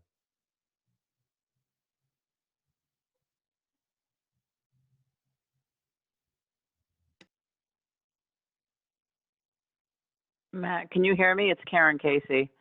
Yes, Karen, I can hear you. I believe we do need to have a public hearing for the very reasons that you just mentioned. Given that this was a special permit, the modifications should be followed in the same manner, is my opinion. Thanks, Karen. Anybody else have an opinion one way or the other? I think that the changes are not minor in nature. They're not huge, but they're significant enough that I think a public hearing would be necessary.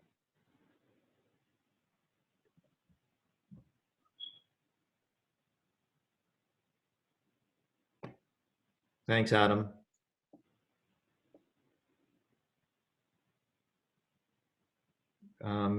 Mark or Annie? I agree with Adam and Karen. I think the neighbors deserve a chance to speak out.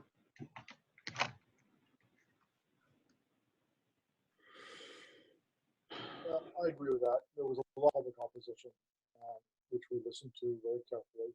And I think if they're proposing to modify their approval, the public should give that comment.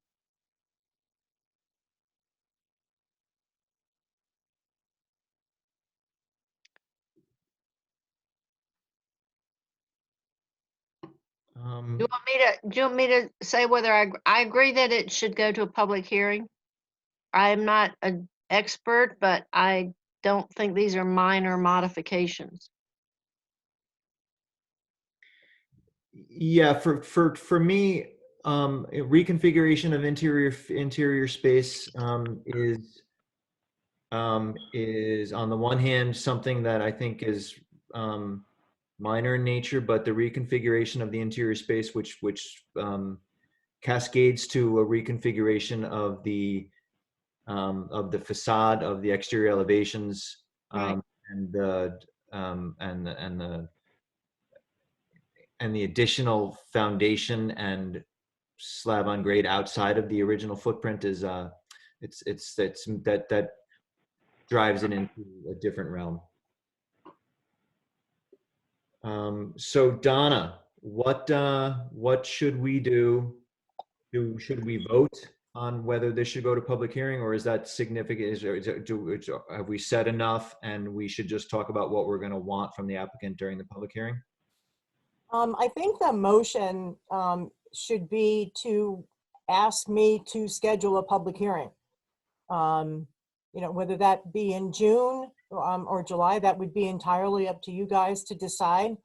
We could definitely schedule the public hearing for June, and if we don't hear from Torrington Area Health and from the DEEP, the applicant can still come in and make a formal presentation. We can always table it until July, at which point in time we would hopefully have heard from Kathy.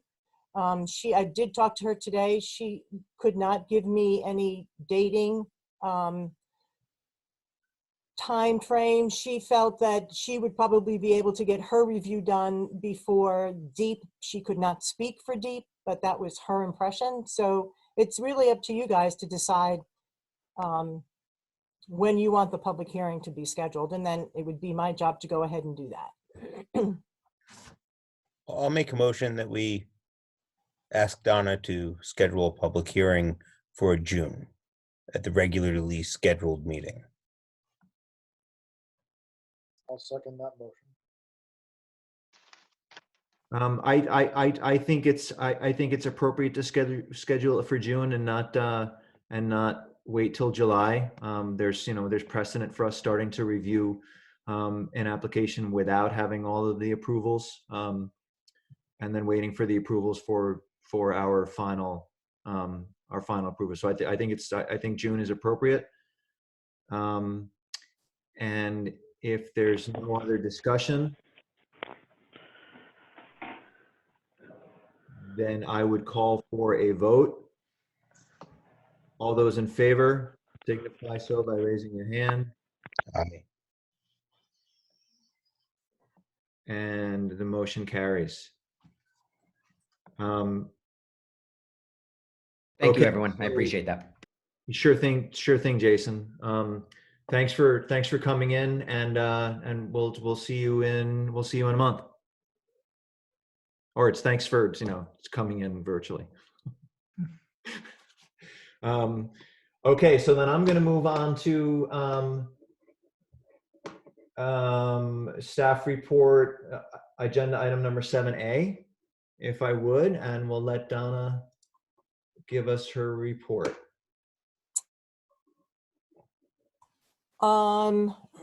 The third trailer at 62 Carter Road has been in.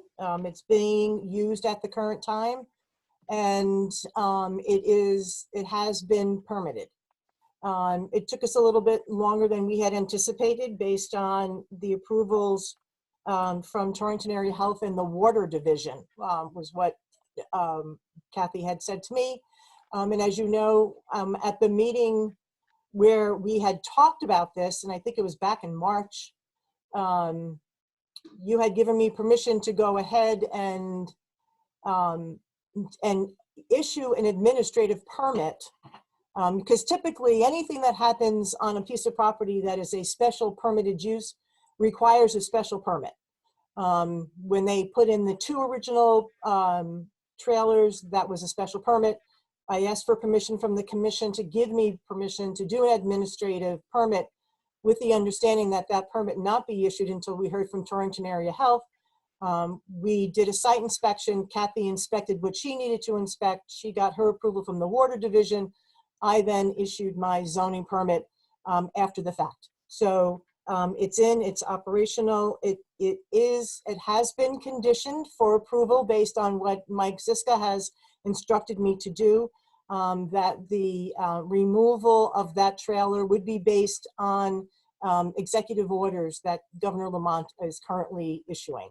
And they are aware of that, and I'm sure that they can't wait to get rid of it, because it's really taking up a lot of space in their area where they're putting in the new dining hall. So I mean, we have always appreciated what they were trying to do there.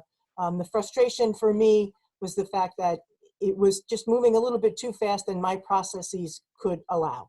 But we were able to work around that. The trailer is in, So your approval, Donna, your administrative approval includes the 3 temporary trailers and not the 2 that we had discussed at our last meeting. The 2 had already been approved via a special permit, and they are in. The third one was the one that went in very quickly when they determined that what they want. The 2 trailers that went in originally as office trailers, because they were going to be starting the construction. They wanted to get the office people out of the middle of all of that mess. So they put those 2 trailers and they became office trailers. Unfortunately, when COVID-19 hit, what they did was they converted one of the office trailers, trailer number 1, is no longer an office trailer at this point in time. Those people, I was told that they were working from home, and then I was told that they were working in an office space here in the center of Kent, but they're not there. That trailer was converted into a living trailer, where people are now going when they first are admitted in. They're tested, they are quarantined there until their test results come back. They have 2 of those. So the potential to prevent the spread of the virus is much easierly handled by having them separated the way that they're separated. And then the third trailer, which was the original trailer number 2, is still an office trailer. So we've gotten that all down and taken care of. And so once the executive orders free up, then that third trailer will be removed. And then they'll just have the 2 existing trailers. Okay, that sounds good. Jason?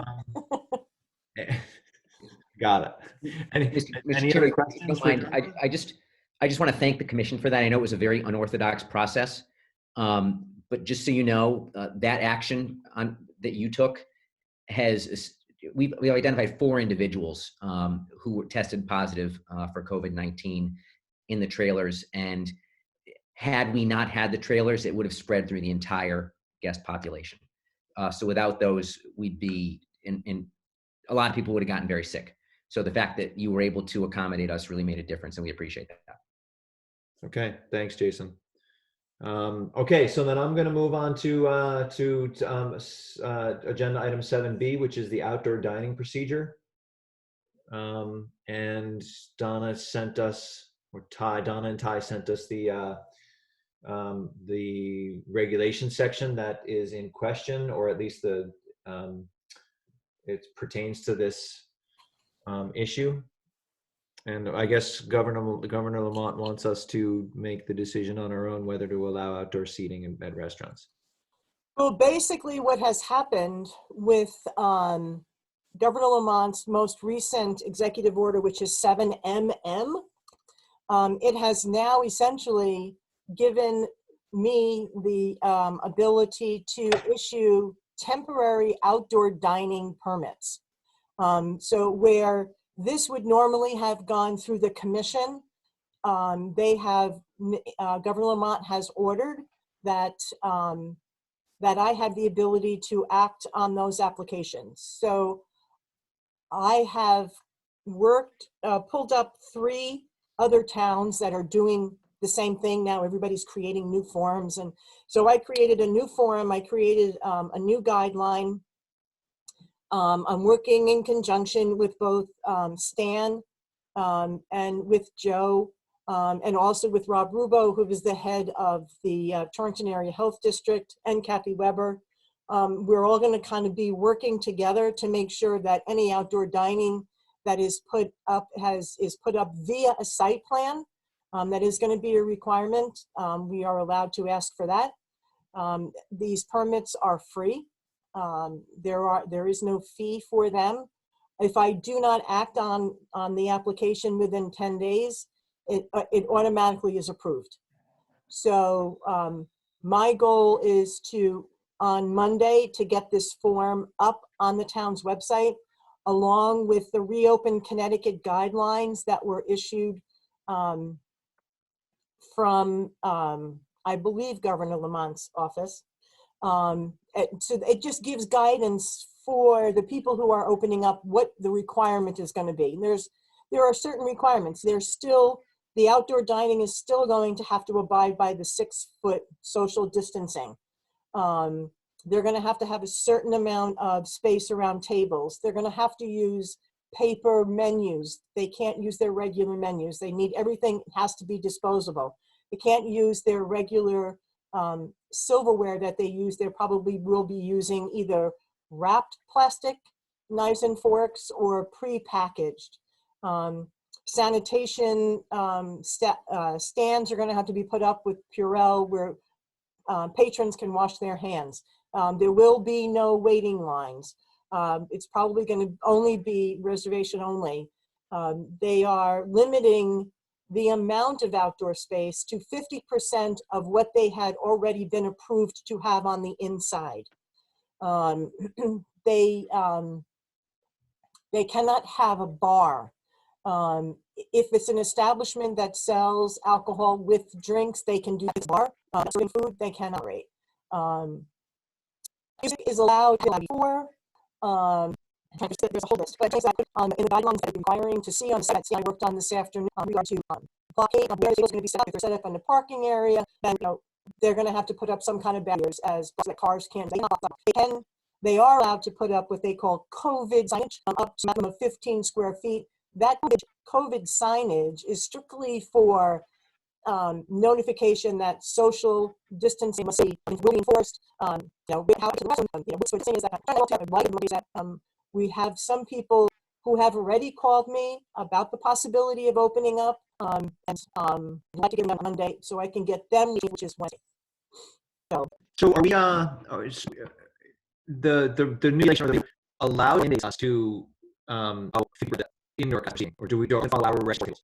Executive proceeds any regulation. Okay, so if the garden comes to us and says 25 seats, does 60% of our indoor, they're allowed to do it. They are. Like I'm showing where the people are sitting around the table, Okay. directions for how to get to the restrooms, handicap, that's still there, and it needs to be. It does not have to be an A2 survey. We would accept something that is handwritten, and I'm okay with that. I've already spoken to have already spoken to 2 people about the possibility of opening up. One is not sure when I'd be able to do it. And my concern comes after this is over, because I am really not sure that everybody seating is actually allowed to have outdoor seating. So what I would like to do is just make it at the end of all of this, just a level playing field, and say, look, you were able to do this, and that's what the permit says. The permit is saying that once you have indoor seating, your outdoor seating goes away, unless you've been approved for outdoor seating. So we have a couple maybe who have approved outdoor seating. I don't want to pick on the Pizza Garden, but they put in all those picnic tables and they don't have approval to do that. So if you look at the regulation that we currently have in place, up to 4 seats was as of right. They didn't even have to come to me. And then anything up to 16 was site plan approval, and then anything over 16 was a special permit through the commission. So what I'd like to do, and I don't want to push it now, is to make sure that everybody at the end of this is all up to date, up to code, and everybody is playing. It's a level playing field at this point in time, because I don't think it's fair that we listen to some of the restaurants who say he has more seats than I do, and why is that possible, and how is that possible? I don't think that's fair. I think that we all need to be on a level playing ground, and it would be the perfect way to start. That would be after this is all over. So I think that's it. That sounds good, Donna. Thank you. Do you want to talk about the Giffords with the group, or you? I don't have a problem doing that. I did get an inquiry from Giffords, and they wanted to put a door on the side of their building, in between Giffords and the House of Books.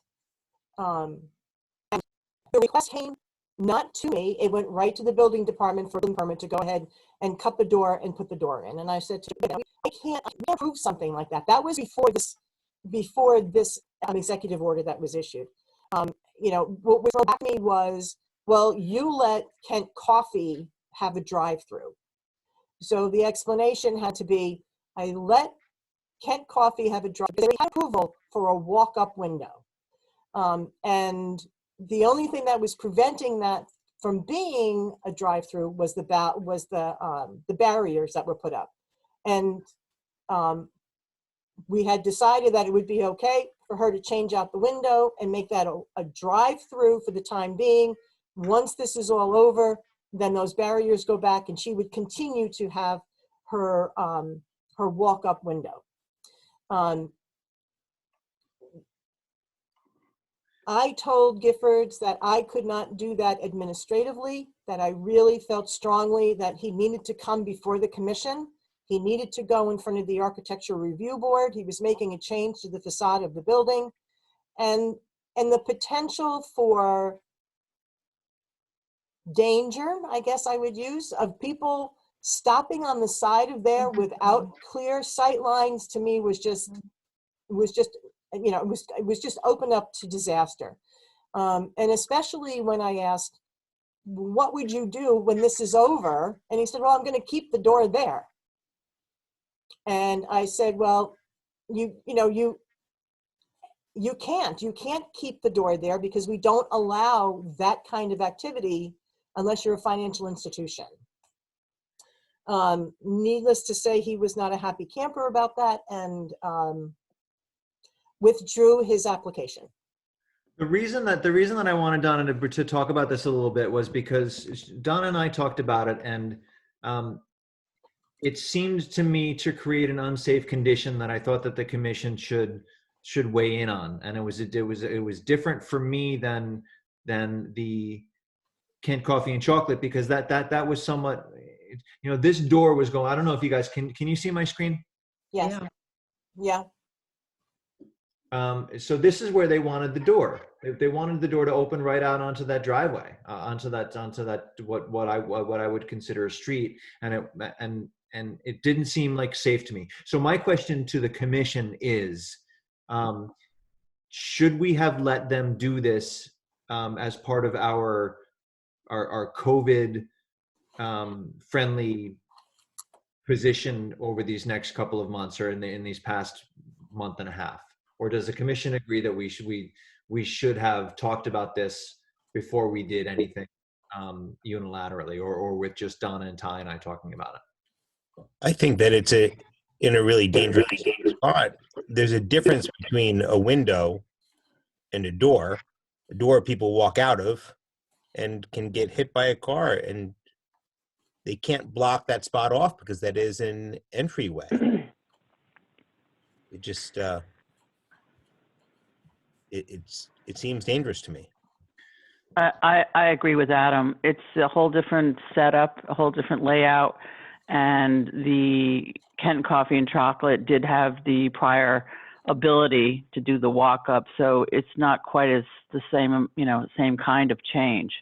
I understand his frustration and his desire to do it, but I think that access way is already busy, and I think it's a safety issue. Okay. Just to add, the Kent Coffee drive-up window, it was a drive-up window. It was incorporated, it was built into the building. It was designed into the building architecturally because it was the bank drive-up window. And what they did was they changed it from a little drawer to a window that they could pass something through. But I mean, it's a clear entry and exit for a vehicle. It has columns. It's, you know, it's a safe place. It's not a place that you would accidentally stand in front of, walk in front of, get hit by a car driving through it. Okay. Fine. All right. That's all I needed to know. I just wanted to make sure that we were on the right track with the decisions that we're making without the commission's input, and understanding what the commission is going to want to look at and what the commission is going to is going to be comfortable with. And also, Kent Coffee, their permission was temporary. That's right. That's So right. they were told that it was, they could use it An until May emergency, 20th. Yeah. Right, So- exactly. Yep. I mean, and that was really, you know, and talking to Sharon about her window, she had said that once this is over, she probably will close it because she loses money. Right. You know, you don't get those impulse buys if people are sitting in their car. You know, when they're standing there and they're waiting online and they're looking at all the chocolate and that beautiful chocolate in those counters, you're going to start to pick out one or two things that you probably would not have picked out because you hadn't seen it. So she said to me, she finds that drive-through windows just are not financially worth it based on the needs that based on her business plan. You know, so I would not be surprised if she did not shut that once this is all over. Doesn't she have to shut it May 20th? No, That's what, That's what you said. At the beginning, we did, yes, and I will send her another email, another letter that says, based on what's happening with the pandemic at this point in time, we're going to extend it. When we did this, I had no idea what the timing on anything was going to be. We didn't agree on that when we talked about it. Oh, you don't want to extend it? I'm just saying what we said is that we weren't going to. And if you're going to extend it, I think we at least need to have a discussion about it. Okay.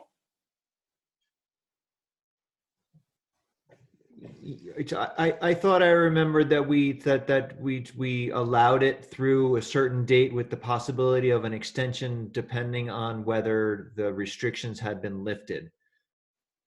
So for me, that's and I absolutely agree that we want to.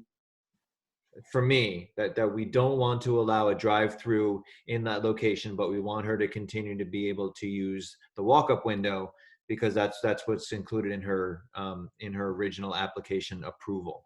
But I think that if the restrictions are not lifted for her business on the 20th, that we should extend it until. But they will be lifted because she has seating. Well, if she applies, if she puts in an application,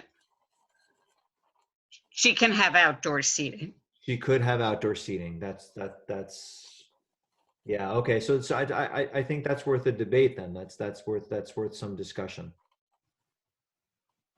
You know, so I put her somewhat in a different category from a restaurant, you know, so she's a, yeah, I don't have that handy. I mean, how many seats does she have inside that building now? She's got 12, 15? And plus she has tables outside anyway. Right. I am not sure how many. I know she has 2 booths inside, I think. 2 what? Seat about 12 people roughly. And then she's got the 2 tables in front and then a few picnic tables kind of on the median that people sit at. The median of the parking of the roundabout where the cars go by. Mm-hmm. She doesn't have to. She does not have to do outside like the restaurants are. The restaurants don't have to do it if they don't want to. If they don't, I mean, I've heard from one restaurant who said that they're not quite sure it's going to be worth it, and that they're really nervous at this point in time about the possibility that their staff might get sick because people really are not being safe and they're not being cognizant of the ramifications of not following some of the orders that have been issued. I know that from what I understand, at least in Sharon, she only has 1 girl working in there at this point in time because she's. They were 2 today when I went through there. Okay. Oh yeah. Yeah. So, you know, I mean, this one restaurant that I spoke to said they weren't sure if they were going to open up for tableside dining because they didn't think it was worth it. The amount that they have to spend is, you know, I mean, they have to buy outside tables, they have to get umbrellas, or they have to do tents, they have to buy condiments that are in individual packets, you know, they have to change their silverware into plastic, they have to print up their menus and make sure they have enough of them because they're all going to be thrown out. You know, the expense just might not really make it worth it. So they're looking at it, you know, hard and fast. I have no problem, you know, doing whatever you want me to do as far as Sharon is concerned. So we should decide tonight though, right? Because the 20th is going to come and go before we meet again. I think that our decision for the coffee shop was absolutely spot on. It had a time frame to it. I can't vouch for exactly what it was date-wise, whether it goes with the governor or whatever. It should cease and desist at some point. Mm-hmm. Does not take away the walk-up right, but the drive-through right. Because what has it created? This outrageous requests from Giffords, which is just outrageous. I mean, it verges on, have we gone crazy here? Because I don't know what he's recommending. A door opens and closes. I mean, is it like going to the pharmacy right now and picking up your, that's just outrageous. And we did not intend for those to be the unintended consequences of a drive-through that exists while we're in a very critical condition in the town and in society. So I think we have to play hardball with when we close down the drive-through at the coffee shop. I've loved it, by the way, so I'm telling you, but we still got to play hardball there, and we got to play hardball on this outrageous idea of some door going out of the Giffords where somebody's going to get hit and run over, and we've just been talking about that whole area right there all night. So that's a very tight, constricted area. So maybe it's getting 9 o'clock. Amen, Alice. Amen. Amen. I'm just sort of saying, let's just, come on, let's just, put it down. This has got to stop. We've I got have a slightly different view. I think that during this COVID time, we have a building that has successfully had a drive-through that is a safe drive-through that's incorporated into the building. Right. And I'm okay with Donna extending I am too. the use for, 2 weeks, 3 weeks, 4 weeks, whatever it is until this COVID time is done. And just because we allowed it on that building where it's appropriate and it's designed for it, has nothing to do with whether we allow Gifford to do something that is, I think we all agree is just unsafe, and somebody's going to get killed. Yeah, exactly. So I guess I would be in favor of talking about this, but extending it for a finite period of time. If right now I don't think we're at the time where the restrictions are eased enough that it makes sense to have them close that window down. So I would be in favor of extending it for 30 days, 1 month from May 20th until June 20th. But that any extension, this one and any additional extensions, will have to be discussed at our regularly scheduled meetings. All right, so today is the 14th. The 20th is, what's that, next week sometime? Yeah. Yep. Yeah, no, the 20th is next Wednesday. So I think that when we meet in a month, we'll be 5 or 6 days away from another extension if warranted. So let's have a vote. Do we want to extend it for a month, or do we want to tell her that the 20th is the date and she's got to close down? I don't have a problem with extending it. I did have a problem with not having a discussion about it. I agree, Ann. I absolutely agree, and kudos, absolutely, for bringing it up. Yes. I agree, Ann. Also, we had to have that discussion. I think it was an important discussion overall. Okay, so do we need a motion, or can we just vote, Donna? I think you could just vote. Fine. All those in You got to have favor. a motion in order to vote. All right. Adam, make a motion that we vote. All right, fine. Do we have a second that we vote? I'll second the motion. Karen Casey here. All right, thank you, Karen. So all those in favor of extending the permission to operate the drive-up window for an additional month from May 20th to June 20th, signify by raising your hand. Aye. Motion carries, and Karen says aye. Mm-hmm. Okay, good. Thanks, Ann. Thank you. Okay, so then I'm going to move on to agenda item. Oh, can I just ask one question? Yeah. Do you want to see ultimately what the permit is that I will end up using, or do you not care? Permit for? I'm sorry, for the outdoor dining. I'd be interested in seeing it. So yeah, why don't you send it out to us? Okay. Yeah, Okay. that would be. Okay. All right. I will do that.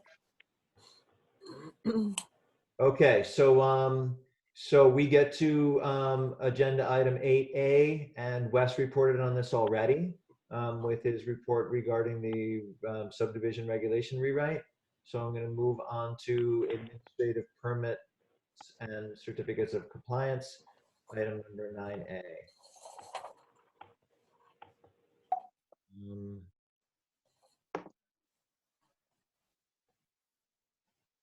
Okay, any comments?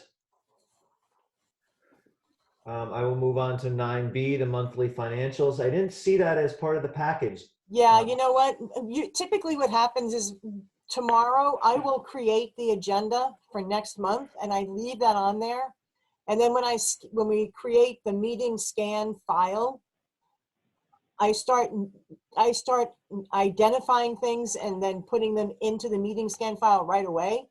Yeah. So I'm assuming that I'm going to get the financials. If I hadn't gotten the financials, it would have screwed up the identification of anything that was coming in after it. So it was easier to just say, I don't have it. Okay, so are we over budget anywhere? No, Okay. no, we're good. All right. So I'm going to move on to 9C unless there's any more discussion on the financials. And that's the Connecticut Federation of Planning and Zoning Agency Quarterly Newsletter. I would suggest that if anybody wants to read this and tell me what you thought, then we can do that sometime later. Unless there's something you want to bring up here, Donna. I don't think so. We still don't know what's going to be happening with Town Hall as far as what is remaining open and what is staying closed. Ty and I and Stan and Joe have been talking about how we would handle our department if they decide to go ahead and open up Town Hall to the public at this point in time. There had been talk about plexiglass, and quite honestly, we can't work with plexiglass. We sit and we go over plans, and I don't know how we're going to. So my recommendation when they're ready to open up is to at least say that I would prefer that anybody that has any business with the land use office or the building office would come in through the back door, not through the front door. They would come in one at a time. It would be a by appointment. There would be masks. There would be sanitizer there that they would have to use before they came into the office. They would meet with us. And then once they were done, they would send in the next person. It's just, I don't know how we can work having 3 of us plus someone from the outside here in this area. Ty and I are okay because we are usually we're always 6 feet apart. And the same thing with Joe and Stan, and when I'm here, Ty's not. So I think we've been working, I think the schedule that we have in place has actually worked out really well. And I think that when the time comes to go ahead and open up Town Hall, that's going to be my recommendation, and I hope they follow it. But there still has been no talk about that. Some of the town halls, I was on the COG meeting this morning. Some of the town halls are still closed. Some of them have no intention of opening in the near future. Some of them are open for appointment only. It all depends, I think, on where those town halls are located and the amount of traffic that they would normally get. I have been thinking about changing the hours of the land use office so that I would be working Monday through Thursday. Ty and I both Monday through Thursday, we would be working from 8 o'clock in the morning, I would open up the back door to let contractors come in an hour before the rest of town hall opens, so they can come in and process any building permits that they might have. And then be here probably on a Tuesday night later, maybe as late as 5 o'clock. So Monday through Thursday, it would be from 8 to 4, straight through opening, not busy. And then one night being here from 8 until 5 or 8 until 6 when Joe and Stan are here, so we could have consultations with contractors after work. It's been working well without me being in the office on Friday, although I will be here tomorrow because I have a wetlands meeting on Monday that I have to schedule. But it's been working okay with that one day of me working from home. I just have a question, and I think you probably answered it because you said it was working okay. But just because I'm asking because we are a weekend community, how many, does not being in the office on Friday make it harder for the 40% of our population that's really only here on the weekends and may come up on a Friday early, so that they can come into the land use office? And that's a question for you, I'm asking. Actually, the only weekenders, if that's what you want to call them, that would come in on Fridays would be to get burn permits. And I mean, that's really the only people that ever came in on Fridays were people who wanted burn permits for the weekend. And we've been actually issuing burn permits over the phone, and it has not been an issue. You know, we just fill out the form for them. We give them what their permit number is. We tell them how long their permit is for. We give them the phone number that they have to call. We give them a refresher of what they need to burn, and then, you know, and that's it. So they haven't even really had to come in. So I think we could probably continue to do that and just have them call on a Thursday, you know, I mean, because like I said, the only people who were doing it on a Friday were people who wanted burn permits. You know, if it gets to the point where I have someone who's a weekender and can only come into this office on Friday, I'll be here. You know, it's not that I won't come in. It's not that I'll tell them, no, I don't work on Friday, so I can't see you. I will say that I would be here. The point is that if we're here late on a Tuesday, Joe and Stan are both here on Tuesdays. So if we can hang out a little bit longer, then we could probably accommodate those people. And it would be kind of a one-stop shop where they would come in and see me. They would talk to Joe. They would talk to Stan if it's necessary. You know, I think we'd be willing, if there's nothing that we have learned during this whole process is the process of being flexible. You know, we have become very flexible. But that, I don't know if that's going to come to fruition or not. But it's just something that I've been thinking about. I think we're going to have to start thinking of alternative ways in which to enjoy our lives. And so that might just be one of the ways of doing it. All right. So that sounds good, Don. I think all those ideas are really good. Yeah, I'll let you know. All right. So let's get through 10 and 11. So 10 is the open session involving discussion, possible action on the pending litigation on the Roberti family. And I believe that in our executive session, we talked about just waiting and taking the advice of our counselors. So do we need a motion for that, Don, or can that just simply be our position? I think that can just be our position. You know, that based on the discussion during the executive session, it was agreed that we would wait to and follow the lead of our legal team. Okay, and then on number 11, which has to do with the potential litigation for High Watch, I said, I'm sorry, Alice, go ahead. You wanted some? Very quick question. I don't mean to make this long. The reason we have a new legal team is because somebody thought Mike wasn't sufficient to be our legal team. And who was that somebody that decided that? Kerma was the one who decided. Who? Kerma. PERMA is the organization that provides the town Yeah, okay. municipalities with insurance. Okay, okay. And the You firm. answered it. Okay, Thank you. you're welcome.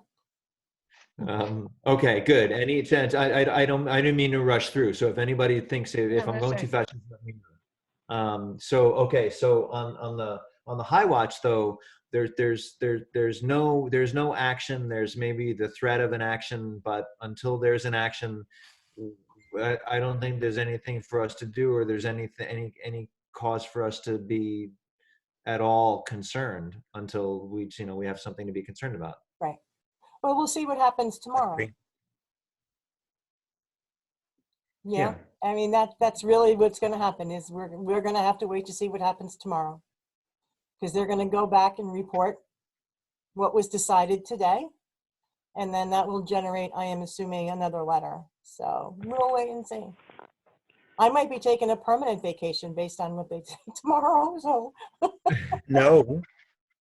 we'll see. Well, I mean, the way I can speak for myself, and I can speak for the balance of the commission, that we acted in no way other than completely professionally in our review of that application. And then we had a reasonable discussion, and we came to a reasonable conclusion, and we voted on it. And there was there was nothing untoward about the discussion that we had. So I'm perfectly comfortable and confident in this commission.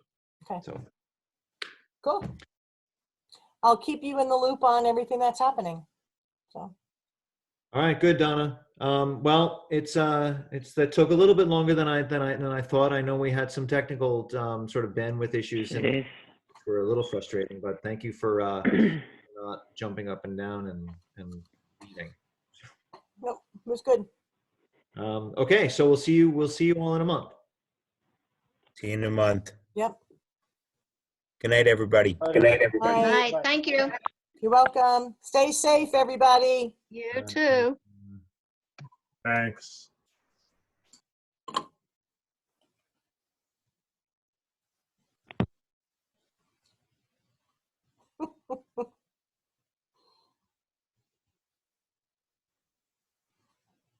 Did you get it recorded? Yes, it's still recording. Oh, good. Okay. So I'm gonna have a good night.